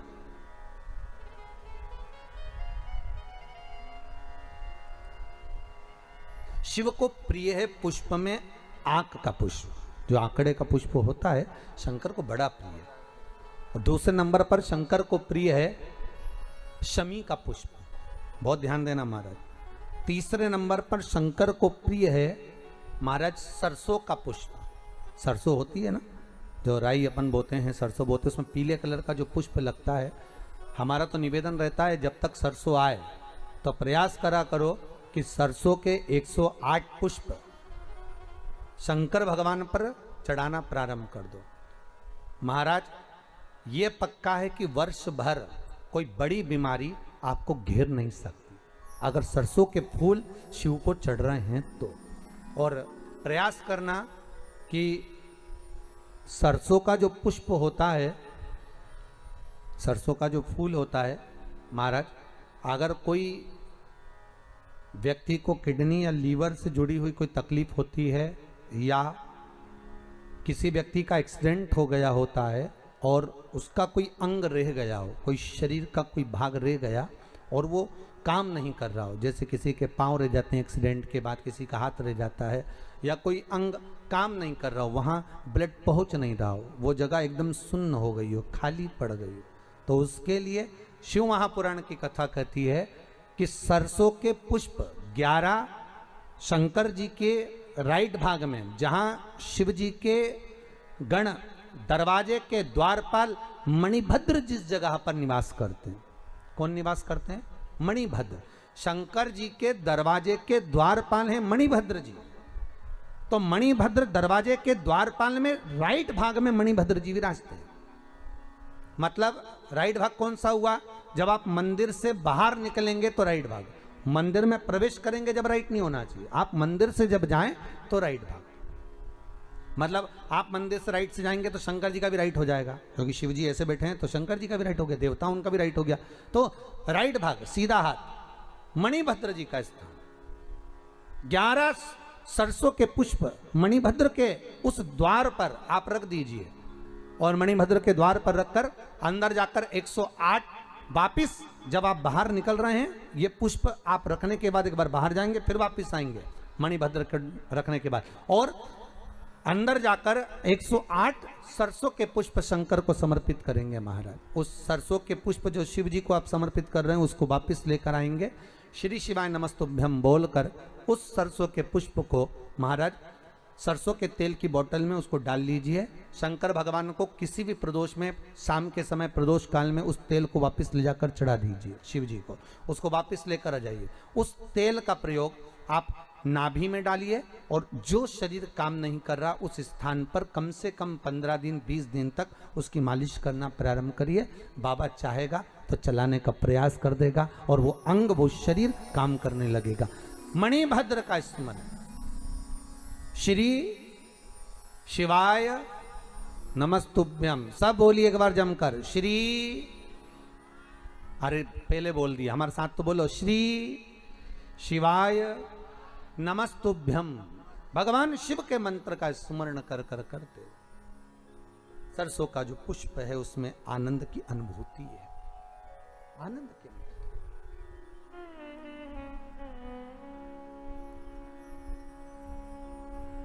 महाराज शिव औघड़ी है, शंकर औघड़ी, भगवान शिव कह रहे हैं, भगवान शिव बोल रहे हैं, अरे ब्रह्मा तुम झूठ बोल रहे हो और तुम केतकी के पुष्प को लेकर आए, ये भी झूठ बोल रहा है। असत्य बोलने वाला व्यक्ति असत्य सिखाकर लगता है।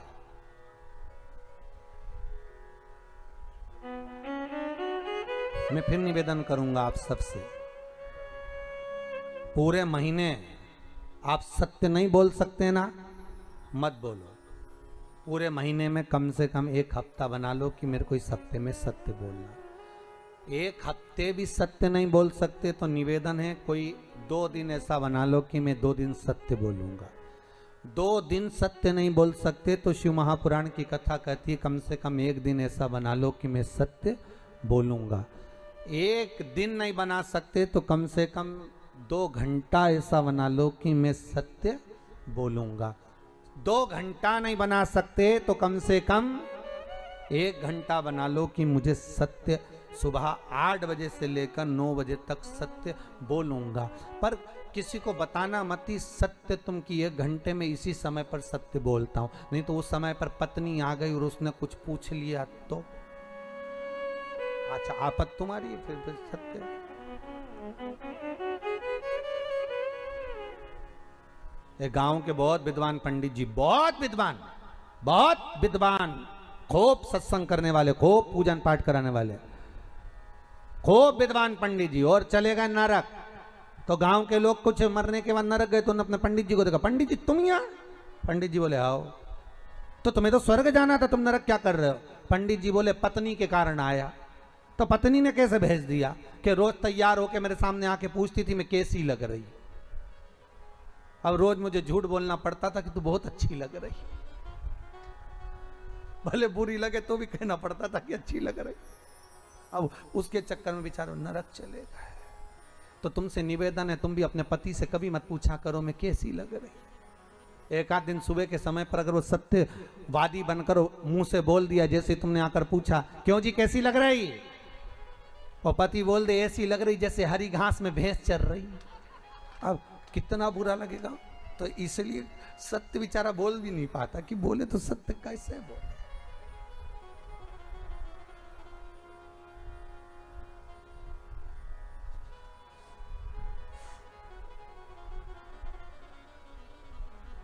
आज तो हमारे जजमान जिन्होंने पूजन करी वो दोनों पति पत्नी साथ में भी बैठे। जिन्होंने 2 दिन पूजन करी तो बेचारा एक यहाँ बैठती थी एक वहां बैठता था। तो हम भी टेंशन में रहते थे कि आखिर ये दोनों अलग अलग क्यों बैठे, बड़ा सोचना पड़ता था। हर हर भगवान शिव ओघड़दानी सत्य की मूर्त है। आप ना बोल सके थोड़ा सत्य बोलिए साहब, अपनी जिंदगी को सत्यमय जीने का प्रयास करिए। सत्यम शिवम सुंदरम, जीवन में सत्य आएगा तो शिव मिल जाएगा, और शिव मिल गया तो जीवन सुंदर बन जाएगा। आप रूप अपनी जिंदगी आनंदमय हो जाएगी। जीवन को सुंदर बनाने के लिए सत्य की मूर्ति बनना प्रयास करिएगा। हमारे मन में जो आए हम सत्य कह दें, हमारे मुख पर जो आए सत्य कह दें। मरने के बाद तो लोग बोलेंगे राम नाम सत्य। अरे बोलो तो सही, तुम तो घबरा गए। बोलो राम नाम सत्य है। मरने के बाद दुनिया बोलेगी, और जब दुनिया बोलेगी तो अपन तो बोल ही नहीं पाएंगे क्योंकि अपन तो लेटे होंगे।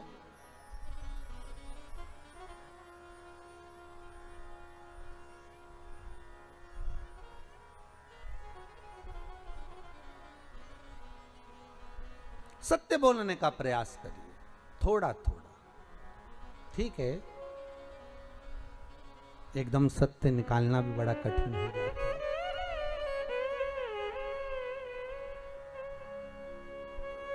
एकदम अगर सत्य निकल भी जाए ना तो बड़ा कठिन। अब मुंह पर तो बोलना ही पड़ता है तुम साहब बहुत बढ़िया हो, साहब बहुत आनंद है, बहुत बढ़िया। अब मन से तो कचोट रहा है, काय को मुंबई छोड़ के यहाँ आ गए। बताओ, हमारी छाती पे मूंग दलने आए, इससे तो मुंबई में अच्छे थे। पांडे तारा में क्या कर रहे हैं, सबकी सब इकट्ठे हो गए, ना जाने अब कितनी जमीन और खरीदेंगे। और सामने के सामने के अच्छा हुआ आ गए, वैसे भी लॉकडाउन लग गया है महाराष्ट्र में, तुम लोगों का तो यहाँ आना अच्छा था। पर अंदर से सोच रहे काय को आ गए, भीतर से सोच रहा, बाहर से अच्छा।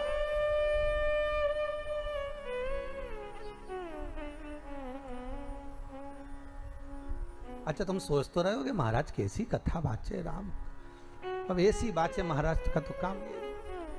पर अपनी जीवन में सत्यता को थोड़ा सा लाओ।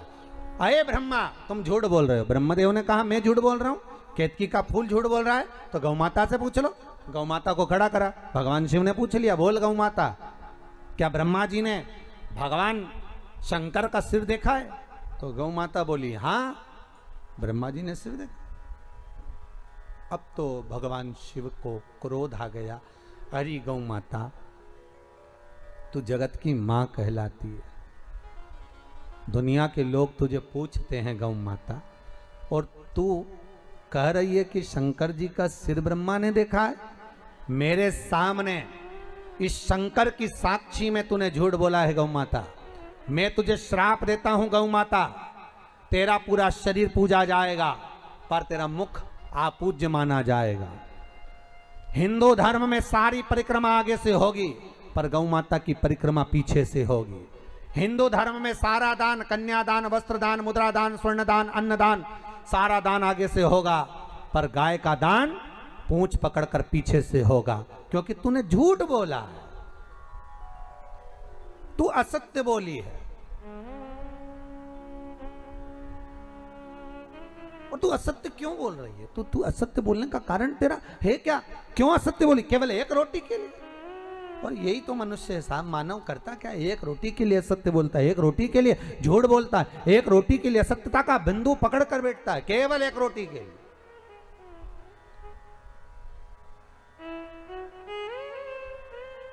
अरे भाई, पिछली बार कोरोना महामारी में जब लॉकडाउन पड़ गया था, किराने की दुकान खुलियां थी, औषधि मेडिकल खुले हुए थे, दूध की दुकान खुली हुई थी, केवल फल फ्रूट की दुकानें खुली हुई थी। उस समय पर दुनिया के लोगों ने अपना भंडार भरने के लिए 1 रुपए की चीज को 4 रुपए महंगा कर दिया था, और अभी भी वही हो रहा है। मेडिकल वाले अभी भी 1 रुपए की दवाई को 10 रुपए ऊपर बताकर बेच रहे हैं, पर कितना बेचोगे साहब और कितना कमा लोगे? और मान लो वही जो दुनिया को बीमारी हो रही है, अगर तुम्हें हो गई और मालूम पड़े वो तो महंगी सस्ती खरीद कर उसने तो कैसे पार कर कर कोरोना से लड़कर बाहर निकल गया, और मालूम पड़े जो तुमने असत्य बोलकर, झूठ बोलकर, छल कर कर, बेईमानी कर कर थोड़ा सा रुपया ज्यादा कमा लिया, और मालूम पड़े एक ही औलाद थी और निपट गई, तो क्या कर लोगे?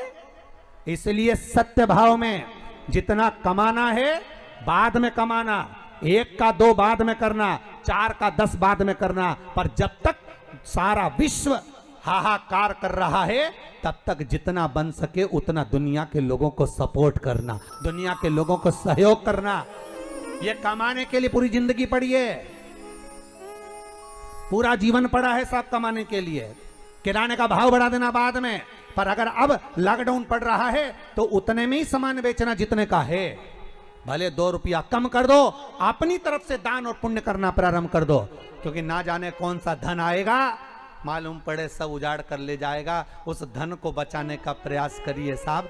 शिव महापुराण में एक कथा पहले भी कही थी, आज फिर कहते हैं।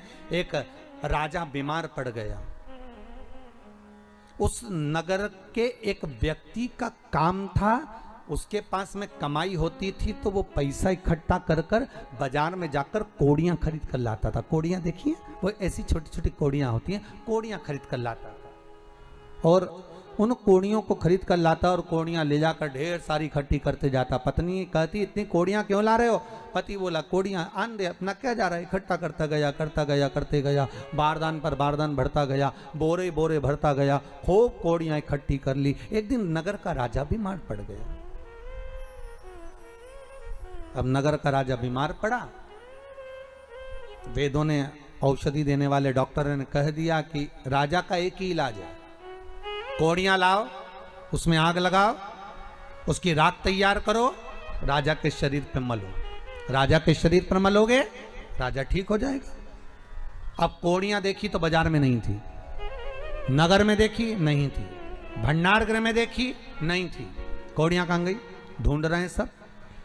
किसी को मालूम पड़ा कि गांव का व्यक्ति रोज सुबह आता है और बाजार में से सारी कोड़ियां खरीद कर ले जाता है। उसके पास पहुंचे, तुम्हारे पास कोड़ियां? हाँ। पर मेरे पैसे की, मैंने इकट्ठी करी, मैंने पैसे से लाया हूं, फ्री की नहीं है मेरे पास। सारी कोड़ियां तुम्हारी है? हाँ। राजा बीमार पड़ा है, थोड़ी कोड़ियां दीजिए, ले जाओ। उन्होंने कहा झोला खोलिए, बैग खोलिए। इसने अंदर से कोड़ियां लाया, बारदान में से, थाली पर हाथ फेरा, कोड़ी डाल दी। फिर लाया, फिर कोड़ियों पर हाथ फेरा, फिर कोड़ियां डाल दी। राजा के दूत कहने लगे, ए पागल, मूर्ख है तू, बेवकूफ है, कोड़ियां लाकर दे रहा है तो थाली पर हाथ क्यों फेर रहा है? डायरेक्ट ला के डालता क्यों नहीं है? पूरा बारदान उठाकर क्यों नहीं दे देता? पूरा बोरा उठाकर क्यों नहीं दे देता? पूरा बैग उठाकर क्यों नहीं दे देता? महाराज, ये कोड़ियों में मैं वो कोड़ी ढूंढ रहा हूं, ना जाने कौन सी एक कोड़ी ऐसी आ गई जो मेरी इतनी कोड़ियों को, रखी रखाई कोड़ियों को लेकर चली गई। वो गांव का व्यक्ति सोच रहा है कौन सी कोड़ी थी, उस कोड़ी को ढूंढने का प्रयास कर रहा हूं। यही हमारी जिंदगी है। कोई बेईमानी की ऐसी कोड़ी तुम्हारे घर में ना आ जाए कि मालूम पड़े रखा रखाया भी सब लेकर चले जाए। कोई सत्य की कोड़ी ऐसी आती है, ईमानदारी की कोड़ी कोई ऐसी आती है, पुण्य की कोड़ी कोई ऐसी आती है, एक धन, एक रुपया कोई सत्कर्म का ऐसा आता है कि घर में, गांव में, परिवार में शिव महापुराण की कथा करवा देता है। कोई रुपया, कोई कोड़ी ऐसी आती है जो सत्कर्म में लगा देती है, और कोई कोड़ी ऐसी आती है जो रखा रखाया भी बर्बाद कर कर चली जाती है। बघेल परिवार को तो सोचना चाहिए कि पुण्य की कोई कोड़ी आपके पास आई होगी जो भगवान शंकर की कथा हो गई।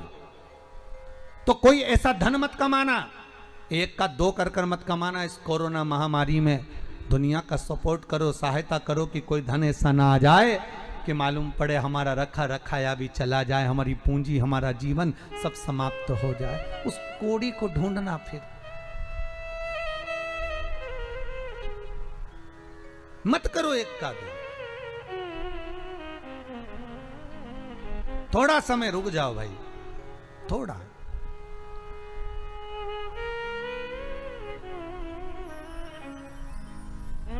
बहुत विचित्र समय, थोड़ा सा निकालो, अपने से बन जाए, थोड़ा सहयोग कर दो। अभी मन का धन कर लोगे, पर आगे तो रोना है। फिर वही बात आ गई, मत बुरे कर्म कर बंदे, वरना पछताएगा, भगवान की आंखों से तू बच नहीं। जम के बोलो, बच नहीं। वो तो देख रहा है ना। कई लोगों को तो मौका मिला है कि अच्छा है कोरोना आ गया तो हम कमा लेंगे। कमा लो, पर हिसाब तो देना पड़ेगा। भगवान भी कहेगा तेरा क्या होगा रे। आगे तो बोलो, कालिया होगा क्या, हिसाब तो लेगा। और वो जब हिसाब लेता है ना तो दिखता नहीं है। हिसाब जब लेता है ना उसकी मार दिखती है, ना उसका डंडा दिखता है, ना उसके शब्द दिखते हैं। जब वो हिसाब लेता है तो आंख में से केवल आंसू बहते हैं और व्यक्ति तड़पता है, भीतर से रोता है जब वो हिसाब लेता है। उसके हिसाब की इंतजार करना। बस इसलिए निवेदन है, जितना बन सके 10 का 20 ना करिए, थोड़ा बढ़ाओगे चल जाएगा। 1 का 54 बढ़ा लोगे, 2 रुपया बढ़ा लोगे चल जाएगा, पर ज्यादा नहीं बढ़ाना भाई, मत। सहयोग करो, सपोर्ट करो। तो झूठ बोला है ब्रह्मा, ये गौ माता झूठ बोल रही है, गाय झूठ बोल रही है। गौ माता तूने झूठ बोला, एक रोटी के चक्कर में तू झूठ बोली है। तेरा पूरा शरीर पूजा जाएगा पर मुखा पूज्य होगा। आज भी गाय का मुखा पूज्य माना जाता है। गाय किसी बर्तन को अगर मुख लगाती है तो उसको मांझना पड़ता। तो झूठ बोली है। गाय की आंखों में अश्रु भर गया, गौ माता रो पड़ी। आंखों से आंसू निकल रहे हैं गौ माता के।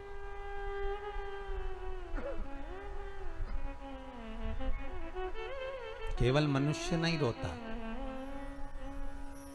केवल मानव की ही आंख में आंसू नहीं आते, जीव भी रोता है, जीव भी रोता है।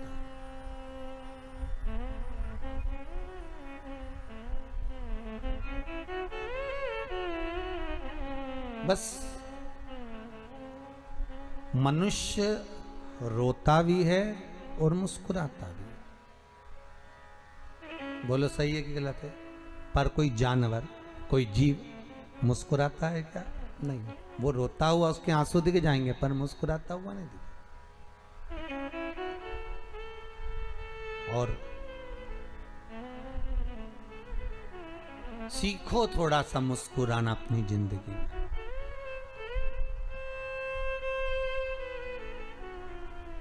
रोने की कला सिखाई नहीं जाती, भगवान पैदा करते से ही भेज देता है कि रोना है। रोना कोई सिखाता है क्या? अरे बोलो जम के। रोने की कला कोई नहीं सिखाता। पैदा होते से ही मां के गर्भ से बाहर निकलते से काए काए कर कर रोना पड़ता है, कोई नहीं सिखाएगा। पर मुस्कुराने की कला सिखाना पड़ती है और मुस्कुराना सीखना पड़ता है।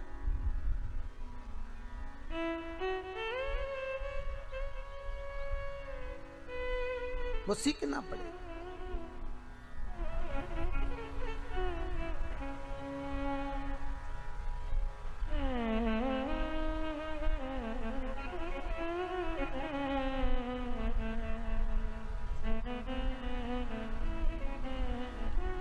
बस इस चित्तवृत्ति से हम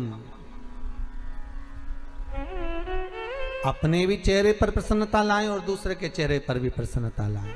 ब्रह्मा, तुम्हारी जरा सी गलती में तुमने झूठ में शामिल करा गौ माता को, केतकी को शामिल करा, आखिर में उनको रोना पड़ा। ये रोना दूसरे की संगत से हो रहा है।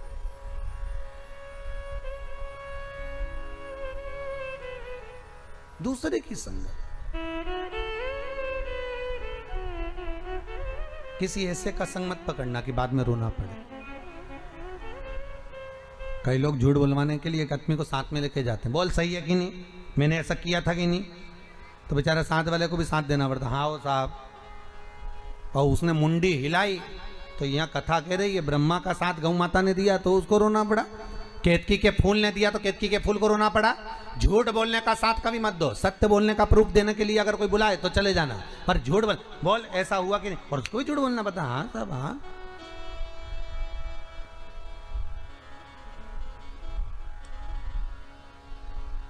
एक लड़के को देखने के लिए एक लड़की वाले आए, और लड़की वाले आए बेचारे 4 लोग, और लड़के वाले बैठ गए 20 लोग, और सब लड़के वाले की तारीफ करे, क्या जोरदार लड़का साहब, खूब जोरदार है, काम धाम बहुत बढ़िया, इनकी फैक्ट्रियां चल रही है जोरदार, अच्छा दुकान धंधा पानी बहुत बढ़िया, अच्छा लड़का देख लो कितना बढ़िया, बहुत बढ़िया, काम धाम भी बहुत बढ़िया, अच्छा हो, और लड़के के रिश्तेदार भी बहुत बढ़िया, अच्छा, सब तारीफ कर रहे हैं, सब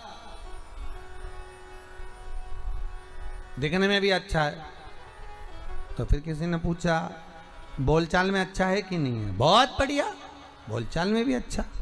अच्छा, लड़के को सिखा के बोला था कि बोलना मत ही, तू बस चुपचाप बैठे रहना, तू मत बोल।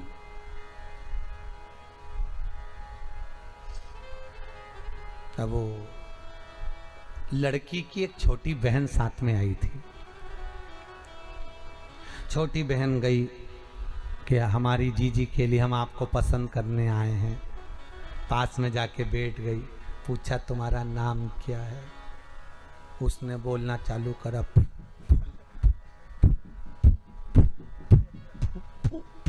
फूलचंद। 1 घंटे तक तो फूफू बोला और बाद में बोला फूलचंद। लड़की वापिस आकर अपने मम्मी से बोली अटका है, अटका है।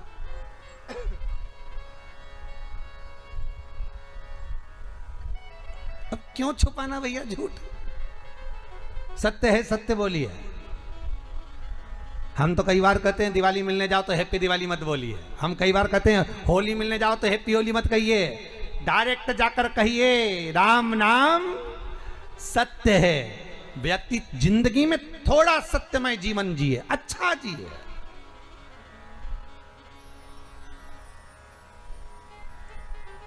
सत्य की जिंदगी जियो।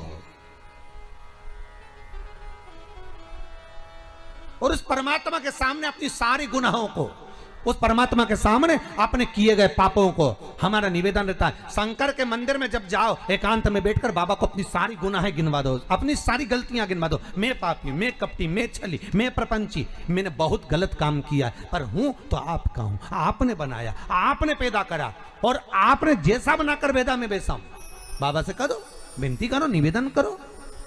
आज ये कोरोना महामारी में आप अपनी गलतियों को परमात्मा के सामने कहो ना कि मैं गलती करा हूं, मैंने छल करा, मैंने कपट करा, मैंने बेईमानी करी, मैंने प्रपंच करा, मैं झूठ बोला, मैंने दुनिया पर उंगली उठाई, मैंने दुनिया में ऐब देखे। अरे भाई, एक व्यक्ति निकल कर जा रहा था, गुलाब के फूल को देखा तो कहता कितना सुंदर गुलाब का फूल है, पर इसमें कांटे नहीं होते तो कितना अच्छा होता। आगे गया, कोयल कूक रही थी, कितना सुंदर बोलती है, पर कोयल काली नहीं होती तो कितना अच्छा होता। समुद्र का जल देखा, इतना सुंदर पानी, पर खारा नहीं होता तो कितना अच्छा होता। हर एक चीज में ऐब देख रहा है, हर एक चीज में गलती देख रहा है। इतने में गुलाब का फूल, कोयल और समुद्र का जल, तीनों ने मिलकर कहा, रे मनुष्य, तुझ में दूसरे की बुराई देखने की आदत नहीं होती तो तू कितना अच्छा होता। हम में ऐब देख रहा है, हम में बुराई देख रहा है कि कांटे नहीं होते, काली नहीं होती, खारा नहीं होता, पर अपने भीतर भी तो कपट देखो कि हमारे भीतर कितना भरा हुआ। हम कितने छली हैं, हम कितने कपटी हैं, हमारे भीतर कितना प्रपंच भरा है। अरे भाई, कहना सरल है पर धारण करना कठिन है।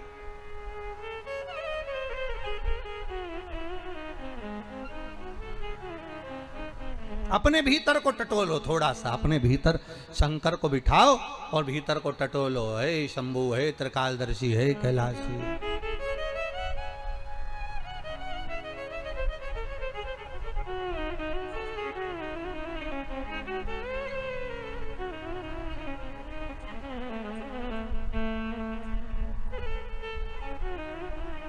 कि मेरा कोई ना सहारा बिन तेरे, भोलेनाथ कांवड़िया मेरे। जीवन में लक्ष्य तत्व की निश्चितता हो, अपने हृदय चित्त वृत्ति में जो हमने किया वो भगवान के सामने प्रस्तुत हो, वो भगवान से कह दिया। और जब हम दिल की बात परमात्मा से कह देते हैं तो एक ये देखो, एक आया है, किसी ने पत्र भेजा है अभी।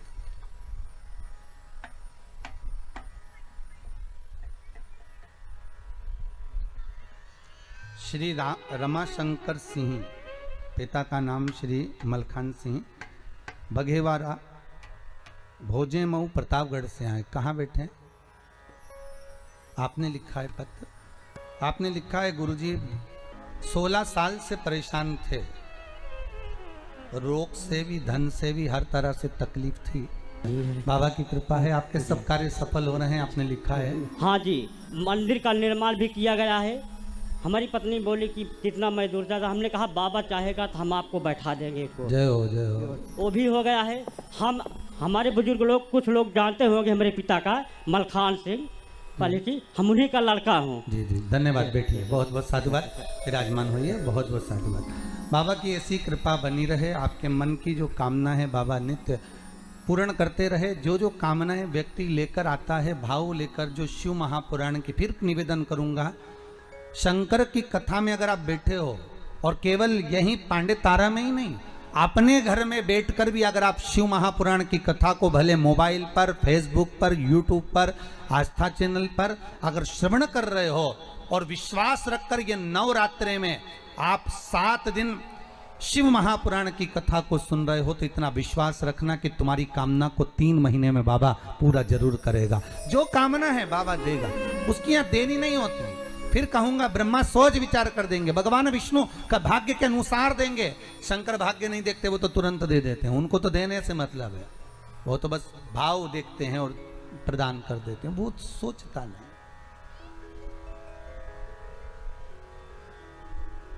जिस कामना से आयो, एक बहन जी कोई काशी से आई हुई है महाराज, उनके पति का एक्सीडेंट हो गया था, पाँव में तकलीफ है, आप ही लोग आए हुए हो। बाबा चाहेगा तो आज भले आप व्हील चेयर पर आए हैं, पर बाबा चाहेगा तो अगली कथा में जब भी मिलना होगा तो बाबा आपको पैदल लेकर आएगा, ये विश्वास रखिएगा। बाबा कृपा करे, भगवान की कथा रस तत्व ग्रहण करें। सरसों के फूल वाला जो उपाय बोला है वो आप ही के लिए है। बाबा कृपा करे आप उसको धारण करें। भगवान शिव ओघड़ी है, शंकर दानी है, शंकर कृपालु है। रोइए मत, अब तो बाबा ने अच्छे दिन दिए हैं, बाबा की कृपा ही है ये। तो बाबा खुश बुलाया है, और हम तो कहते हैं बघेल परिवार ने अगर यहाँ बुलाया है तो आप लोगों की कुछ दुआ साथ होगी, इसलिए इस गांव में, इस जंगल के भीतर शिव महापुराण की कथा का रसास्वादन करने बैठे हैं। कहीं कृपा बाबा की।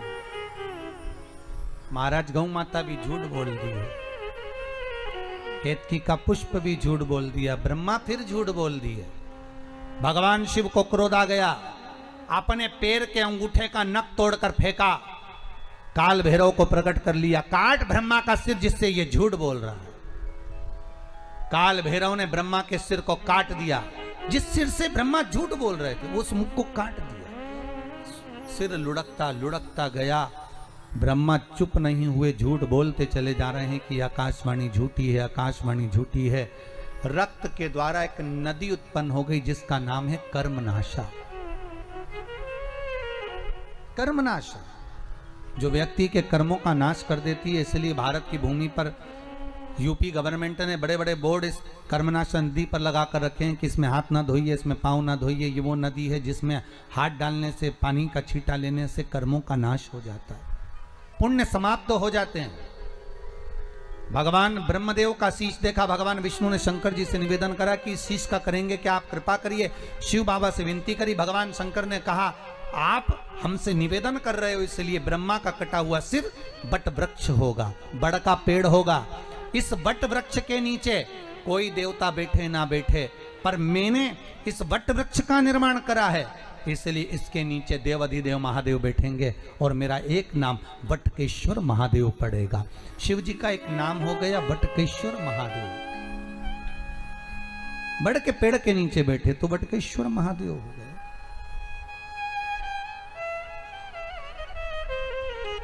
बटकेश्वर महादेव शिव का एक सुंदर भाव, एक सुंदर स्वरूप, एक सुंदर आनंद।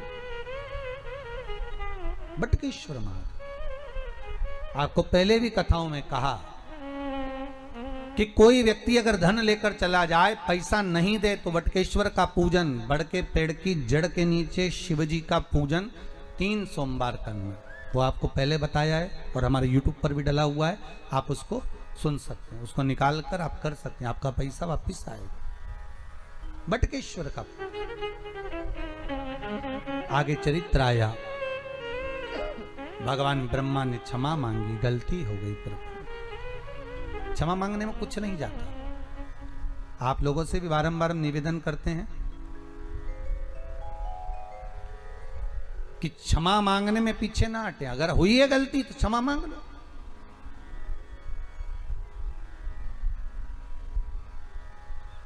क्या जा रहा है उसमें?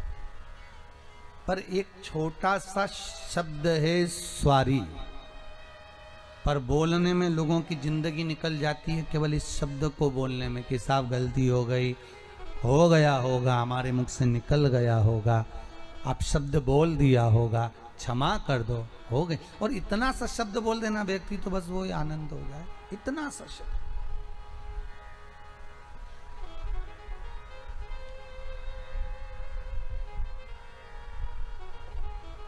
पर वही तो नहीं निकलता, वही नहीं निकलता। बहू और सास का जब झगड़ा होता है तो सास एक बार झुक जाती है, पर बहू नहीं झुक पाती। तुम देखना, सास और बहू का अगर झगड़ा होगा ना तो सास कह देगी अपनी बड़ी बहू से, जे एक काम करो, छोटी को जरा चाय बना कर दिया। तो बहू कहेगी मम्मी अभी तो लड़ी थी वो तुमसे, तुम्हें अपशब्द कहा था, ताने दिए थे, गालियां दी थी, आड़ा टेढ़ा बोली थी, और तुम करी चाय देकर जा। पागल है, छोटी है ना, उसमें अक्ल नहीं है, जा चाय देकर आ।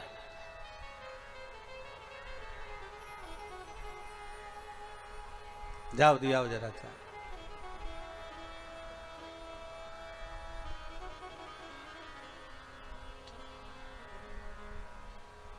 हमें तो बगल परिवार की अम्मा को देखकर भी बड़ा आश्चर्य होता है, दुनिया के लोगों से एक एक बहू नहीं निपती है, 5-5 के कैसे निभा रही होगी ना। सोचो जावे, पर बाबा की कृपा है, विश्वनाथ की दया है। हो गई गलती, क्षमा कर लो, पर निवेदन है, एक स्वारी शब्द, एक क्षमा याचना, एक भगवान के सामने बैठकर दिल की बात कह देना। ज्यादा समय नहीं लगता, भगवान से आप बात कर सकते हो, भगवान सुनता है। ऐसा नहीं कि नहीं सुनेगा, आप दिल से कहकर देखिए, वो सुनेगा, वो आनंद आएगा आपको। शंकर से बोलोगे वो आनंद आएगा। समय आया, ब्रह्मा जी ने क्षमा मांगी, सृष्टि का निर्माण करा, हृदय से दक्ष को उत्पन्न करा, मनु शत्रुपा को प्रकट करा, कन्या देहूति आकुति प्रसूति हुई। प्रसूति का विवाह दक्ष के साथ में हुआ, दक्ष प्रजापति और प्रसूति का विवाह हुआ। माता प्रसूति के गर्भ से जितनी कन्याओं ने जन्म लिया सब भगवान की भक्ति को धारण करने वाली थी। दक्ष प्रजापति की धर्म पत्नी के गर्भ से जो पुत्र हुए, देवऋषि नारद ने इनको भगवत चर्चा में लगा दिए।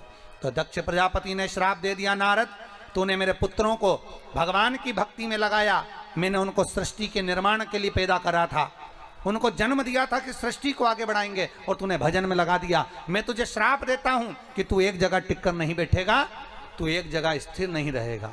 नारद जी बोले श्राप चल जाएगा, पर भजन में तो लगा दिया, कम से कम मैंने भजन में तो लगाया, चलेगा श्राप। अगर आप अच्छा काम कर रहे हो, सत्कर्म कर रहे हो, भगवत भजन कर रहे हो, कोई ठीक कर्म कर रहे हो, कोई नेक कर्म कर रहे हो, और दुनिया के लोग अगर आप पर उंगली उठा रहे हैं, ताने दे रहे हैं, अपशब्द बोल रहे हैं, आड़े तड़े व्याख्यान कर रहे हैं, गालियां दे रहे हैं, मैसेज कर रहे हैं, कोई आपके लिए अपशब्दों का प्रयोग कर रहे हैं, करने दीजिए, आप अपना कर्म मत छोड़िए, आप अपना कर्म करते रहो, श्रेष्ठ कर्म कर। आग लगे बस्ती में, जम के बोलो अपन रहो मस्ती में, क्या किसको रोइए, चादर तान के सोइए। एक जगह पर लिखा हुआ था, मैं गरीब इतना हूं, इतना गरीब हूं, इतना गरीब हूं कि एक गधा भी नहीं खरीद सकता हूं। इतना गरीब हूं कि एक, जम के बोलो, अरे जम के तो बोलो, एक गधा भी नहीं खरीद सकता हूं। पर अमीर इतना हूं, इतना अमीर हूं कि रोज घोड़े बेच के सोता हूं, रोज घोड़े बेच कर सोता हूं, अमीर इतना हूं। अब गरीबी कितना है कि गधा नहीं खरीद सकता, और अमीर कितना है कि रोज घोड़े बेच कर सोता है। बहुत ध्यान देना महाराज, एक व्यक्ति के पास करोड़ों का धन है, पर रात को वो घोड़े बेचकर नहीं सोता। नींद आती क्या उसको? नहीं। जिसके पास धन ज्यादा होता है उसकी नींद भगवान चुरा लेता है, वो घोड़े बेचकर नहीं सो पाता, उसको नींद ही नहीं आती। बीपी, शुगर, ब्लड प्रेशर सब ऊंचा नीचा होता रहता है। रात को भी सोएगा तो डॉक्टर से कहेगा नींद की गोली दे दो, डॉक्टर नींद की गोली भी देता है तो 2-3 घंटा नींद आती, 2:30 बजे फिर उल्लू जैसा उठ के बैठ जाता है, फिर वापस। तो वो कथा कौन सी गलत कही भाई कि पहले मनुष्य की उम्र, गधा की उम्र, कुत्ता की उम्र और उल्लू की उम्र, इन सब की उम्र बराबर थी, बिल्कुल 40-40 साल। मनुष्य कितने साल का था? जम के बोलो 40 का, गधा 40 का, कुत्ता 40 का, उल्लू 40 का। एक बार गधा भगवान के पास गया, प्रभु मेरी उम्र 40 साल कर दी, मैं लोगों का बोझा ढोते रहूं, वजन ढोते रहूं, मेरी उम्र कम कर दो। भगवान ने कहा ठीक है गधा, आज से तू 20 साल का। मनुष्य ने आकर कहा हमारा 40 में क्या होगा? भगवान ने कहा गधे की बच्ची है, चलेगी, चल जाएगी, ले जा। कितने का हो गया? 60 का। थोड़ी देर बाद कुत्ता आ गया, कुत्ते ने कहा प्रभु हमको 40 साल का बना दिया, हम दरवाजे पे बैठे रहें, वहीं से भोंकते रहें, लोगों की जूठन खाते रहें, हमारी उम्र कम कर दो। भगवान ने कहा कुत्ता आज से तू 20 साल का। मनुष्य फिर आ गया, प्रभु 60 में क्या होगा? भगवान ने कहा कुत्ते की बच्ची है, चलेगी, ले जा। कितना हो गया? 80 का। थोड़ी देर बाद उल्लू आ गया। उल्लू ने कहा प्रभु हमको रात रात भर पेड़ पे बैठना पड़ता है, जगना पड़ता है, नींद आती नहीं है, हमारी उम्र कम कर दो। भगवान ने कहा ठीक उल्लू, आज से तू 20 साल का। मनुष्य बोला 80 में हमारा क्या होगा? भगवान ने कहा उल्लू की बच्ची चलेगी, ले जा। कितने का हो गया? 100 का। मनुष्य की सही उम्र है 40 साल, बाकी की जितनी उम्र है ये तो दूसरे की उम्र है। 40 के बाद जो 60 तक की उम्र है वो गधे की लगी, इसलिए गधे जैसा बोझा ढोता है, बच्चों को पढ़ाना है, लिखाना है, बहन के घर जाना है, मायरा भरना है, ब्याह करना है, शादी करना है, काम धंधा करना है, ये करना है, तो गधे जैसा बोझा ढोता है। जब गधे की उम्र पूरी हो जाती है 60 साल, फिर किसकी आ गई? अरे बोलो तो, गधे के बाद किसकी थी? कुत्ता की। जैसी कुत्ते की उम्र आती है 80 साल में होता है, तो 80 साल में आते सी घर के लोग बूढ़े व्यक्ति का जब 80 में आता है तो कमरे में से निकालकर हॉल में दरवाजे के पास खटिया डाल के सुला देते हैं कि 80 के हो गए, यहीं पड़े रहना, और वहीं पे पड़े रहते हैं। जैसे कुत्ता दरवाजे पर रहता है ऐसे बूढ़े व्यक्ति को वहां पटक देते हैं। अब कोई भी आता है तो बूढ़ा व्यक्ति वहीं से चिल्लाता है बहू, वहीं से चिल्ला। 80 की उम्र लगी है, उसके बाद में लगी किसकी? 80 से 100 में उल्लू की। अब रात को नींद नहीं आ रही, डॉक्टर साहब के पास गए, डॉक्टर साहब मेरे को नींद नहीं आ रही। डॉक्टर साहब ने दवाई दी, इंजेक्शन दिया, सब दिया, दवाई खाए पर 2 घंटा नींद आए, उसके बाद नींद नहीं आए। तो डॉक्टर को कौन बताए कि उल्लू की लग गई? आएगी कहां से? कितनी भी दवाई दे दो, 2:30-3 बजे तो एसी उठ के बैठे बिल्कुल लुल्लू की तरह। नींद हमारी नींद चली, हमारी नींद नहीं आ रही, बिल्कुल उल्लू की तरह यहाँ वहां घोट के और उल्लू की तरह घूमते फिर, नींद नहीं आ रही, नींद। अब नींद गई कहाँ? क्योंकि उल्लू की लग गई। बस क्या करोगे नींद का? तो गरीब इतना हूं, जम के बोलो, कि गधा भी नहीं खरीद सकता, पर अमीर इतना हूं कि घोड़े बेच कर सोता हूं। जिसके पास धन ज्यादा होता है वो घोड़े बेचकर नहीं सो सकता, पर जो गरीब होता है भले गधा नहीं खरीद सकता, पर सोता ठेले पर, खटिया पे, पलंग पे, जहां सोया मच्छर भी काट रहे तो नींद नहीं खुल रही, मतलब पक्का है कि घोड़े बेचे। सेठ तो यही है, नींद। डॉक्टर भी कहते हैं कम से कम नींद अच्छी लो, मरीज के लिए कहते हैं नींद अच्छी लो, पैसे अच्छे हो जाओगे। अगर नींद अच्छी आ रही है तो नींद अच्छी आए। आज ये कोरोना महामारी में लोगों की नींद उड़ गई, तो हम तो कह रहे हैं कथा सुनो और घोड़े बेच के, जो होगा देखा जाएगा। बाबा जो करेगा वही तो होगा, हमारे सोचे से क्या होगा। अब प्रसूति के गर्भ से माता सती का जन्म। देखो, ये सती माता का नाम सती कब पड़ा? जब प्रसूति के गर्भ से जन्मी थी तब सती नहीं थी, तब तो दक्षायनी थी। क्या नाम था? दक्षायनी, दक्ष की बेटी थी। तो सती का नाम सती जब नहीं था, माता सती का नाम तो दक्षायनी था। देवी भागवत में लिखा है, शिव महापुराण में लिखा है दक्षायनी। सती नाम कब पड़ गया? जब पिता के यहां यज्ञ रखा, निमंत्रण नहीं आया, सती दक्षायनी जब गई, दक्ष ने सम्मान नहीं दिया, बहनों ने पूछा नहीं, आदर नहीं हुआ, तब वही दक्षायनी की आंख में जल भर गया। मेरी माता, मेरे पिता, मेरे अपनों ने मुझे ठुकरा दिया। मेरे अपनों ने,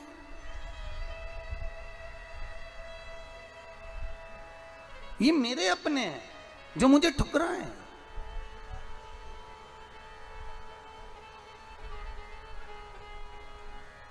फिर वही वाली बात आ गई, मैं तेरा हूं तू मेरा है, मैं तो जन्म जन्म से तेरा हूं, अब आन पड़ी हूं दर तेरे, भोलेनाथ कांवड़िया मेरे। ये चित्तवृत्ति, ये मन। दक्षायनी आज रो रही है, ये मेरे अपने हैं, ये मेरे अपने, मेरा पिता, मेरी माता, मेरी बहनें। बहुत ध्यान देना महाराज, धन होगा तो जो तुम्हारे नहीं है वो भी तुम्हारे बन जाएंगे। धन नहीं होगा तो जो तुम्हारे अपने हैं वो भी पराए हो जाएंगे,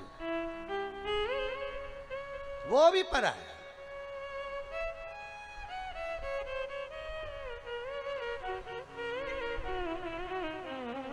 अरे सुख के साथी हजारों थे, जब दुख पड़ा तब कोई नहीं, वारी दुनिया मतलब की दुनिया में किसी का कोई नहीं। जब धन था, ढेर साथी, बहुत भैया जी, भाभी जी, काकी जी, बुआ जी, सब ऐसे जुड़ गए।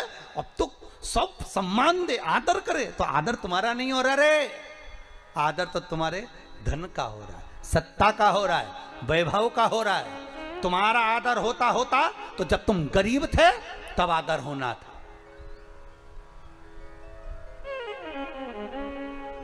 आदर तब होना था जब कुछ नहीं था।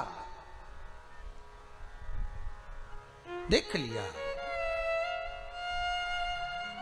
समझ गए। दक्ष प्रजापति की उस सभा में दक्षायनी ने अपना शरीर कुंड में सौंप दिया। जब दक्षायनी यज्ञ की अग्नि में कूदी तब वो कहलाई सती, तब तक वो सती नहीं थी, कूद गई। शिव जी को मालूम पड़ा, शंकर भगवान क्रोध में लाल हो गए, गणों को भेज दिया। दक्ष प्रजापति का शीश कटकर अग्नि में गिर गया। देवताओं ने शंकर जी की स्तुति करी, भोलेनाथ कृपा करो, इनका शीश जोड़ना जरूरी है, अगर यजमान जीवित नहीं होगा तो फिर यज्ञ कैसे होगा। तब यजमान को बकरे का मुख लगाया। काय का मुख लगाया? बकरे का। अब बकरा का मुख दक्ष प्रजापति का लग गया तो फिर उस मुख को धारण करने के बाद जब स्तुति करी तो बकरा हिंदी थोड़ी ना बोलेगा, बकरा तो अपनी भाषा में बोलता है। बब्बा बब्बा बब्बा बब्बा, बकरा जैसे बब्बा बब्बा बोला, शंकर जी बड़े खुश हो गए, मेरा ससुर कितनी अच्छी स्तुति कर रहा है। शंकर भगवान ने बोल दिया, जो मेरे मंदिर में आके बम बम बोलेगा मैं समझ जाऊंगा मेरा ससुर आ गया। उस दिन से लोग मंदिर में क्या बोलते हैं? बम बम बोले, हर हर महा। भगवान शिव सती मैया जो जलकर भस्म हुई हिमालय राज की नगरी में, मैनावती की गर्भ से जन्म लेती हैं। शिव और पार्वती का मंगल आनंद विवाह होता है। पार्वती मैया भगवान शंकर को आनंद से रिझाने के लिए तप साधना करती, भगवान शिव को रिझाने के लिए।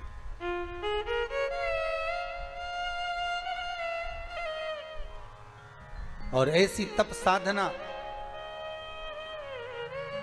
जिनको देवऋषि नारद स्वतः कह देते हैं, देवऋषि नारद जहां स्वयं कह देते हैं कि यह कन्या का जो पति होगा अड़भंग होगा, भस्मी रमाने वाला, जटाजूट बांधने वाला, मृग चर्म को धारण करने वाला, मृग छाला को पहनने वाला, अड़भंग। और शिव को रिझाने के लिए पार्वती अपना सर्वस्व निछावर करती है। भगवान को रिझाने के लिए माता पार्वती तप साधना करती है और शिव फिर दूल्हे के रूप में प्राप्त होते हैं। पार्वती दुल्हन बनती है, शंकर दूल्हा बनता है। पार्वती को बनी कहा, शिव जी को बना कहा। हमारे यहाँ, आपके इधर उत्तर प्रदेश में होता कि नहीं होता पता नहीं, पर हमारे इधर तो लड़के की शादी होती है तो 8 दिन पहले से बना जी गाते हैं, और लड़की की शादी में बनी जी गाते हैं। इधर गाते हैं तो हमारे यहाँ बना जी बनी जी गाते हैं, और दूल्हे को कहते बना और दुल्हन को कहते बनी, और दोनों में ही नहीं बनी तो काय का बना और काय की बनी। भाई बने तो समझ लो कि बना और बनी है। दोनों का प्रेम, दोनों का आनंद बना रहे। और दूल्हे के यहाँ इसलिए गाते बना जी मतलब बना के चलना जी, जैसी मिली निभा, भले वो लड़े झगड़े प्रेम करे और निभा, क्योंकि बना जी बना के चलो। और बनी का मतलब है बनी रहियो, दौड़ दौड़ के मायके मत आइयो, नहीं तो गुस्सा हो के फिर मायके आ जाए, मैं तो चली ये।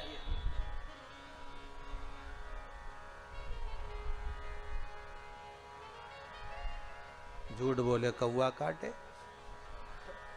आगे क्या? काले कौआ से डरियो, मैं मायके चली जाऊं तो देखते रहिए, अब मालूम पड़े दौड़े फिर मायके भग जाओ, बार बार जावे सो का मतलब तो बनी रही हो। शंकर की बारात आ रही है, बड़े प्रेम से आनंद से शिव दूल्हा बनकर, भगवान शंकर दूल्हा बनकर। आज अपन कथा में भगवान शिव की बारात का आनंद लेंगे। कल की कथा में सुंदर प्रसंगों को आगे बढ़ाते हुए भाव भक्ति से अग्रण्य होंगे। दोनों हाथ उठाकर एक बार प्रेम से हर हर महादेव, हर हर महादेव, हर हर महादेव। बाबा की सुंदर बारात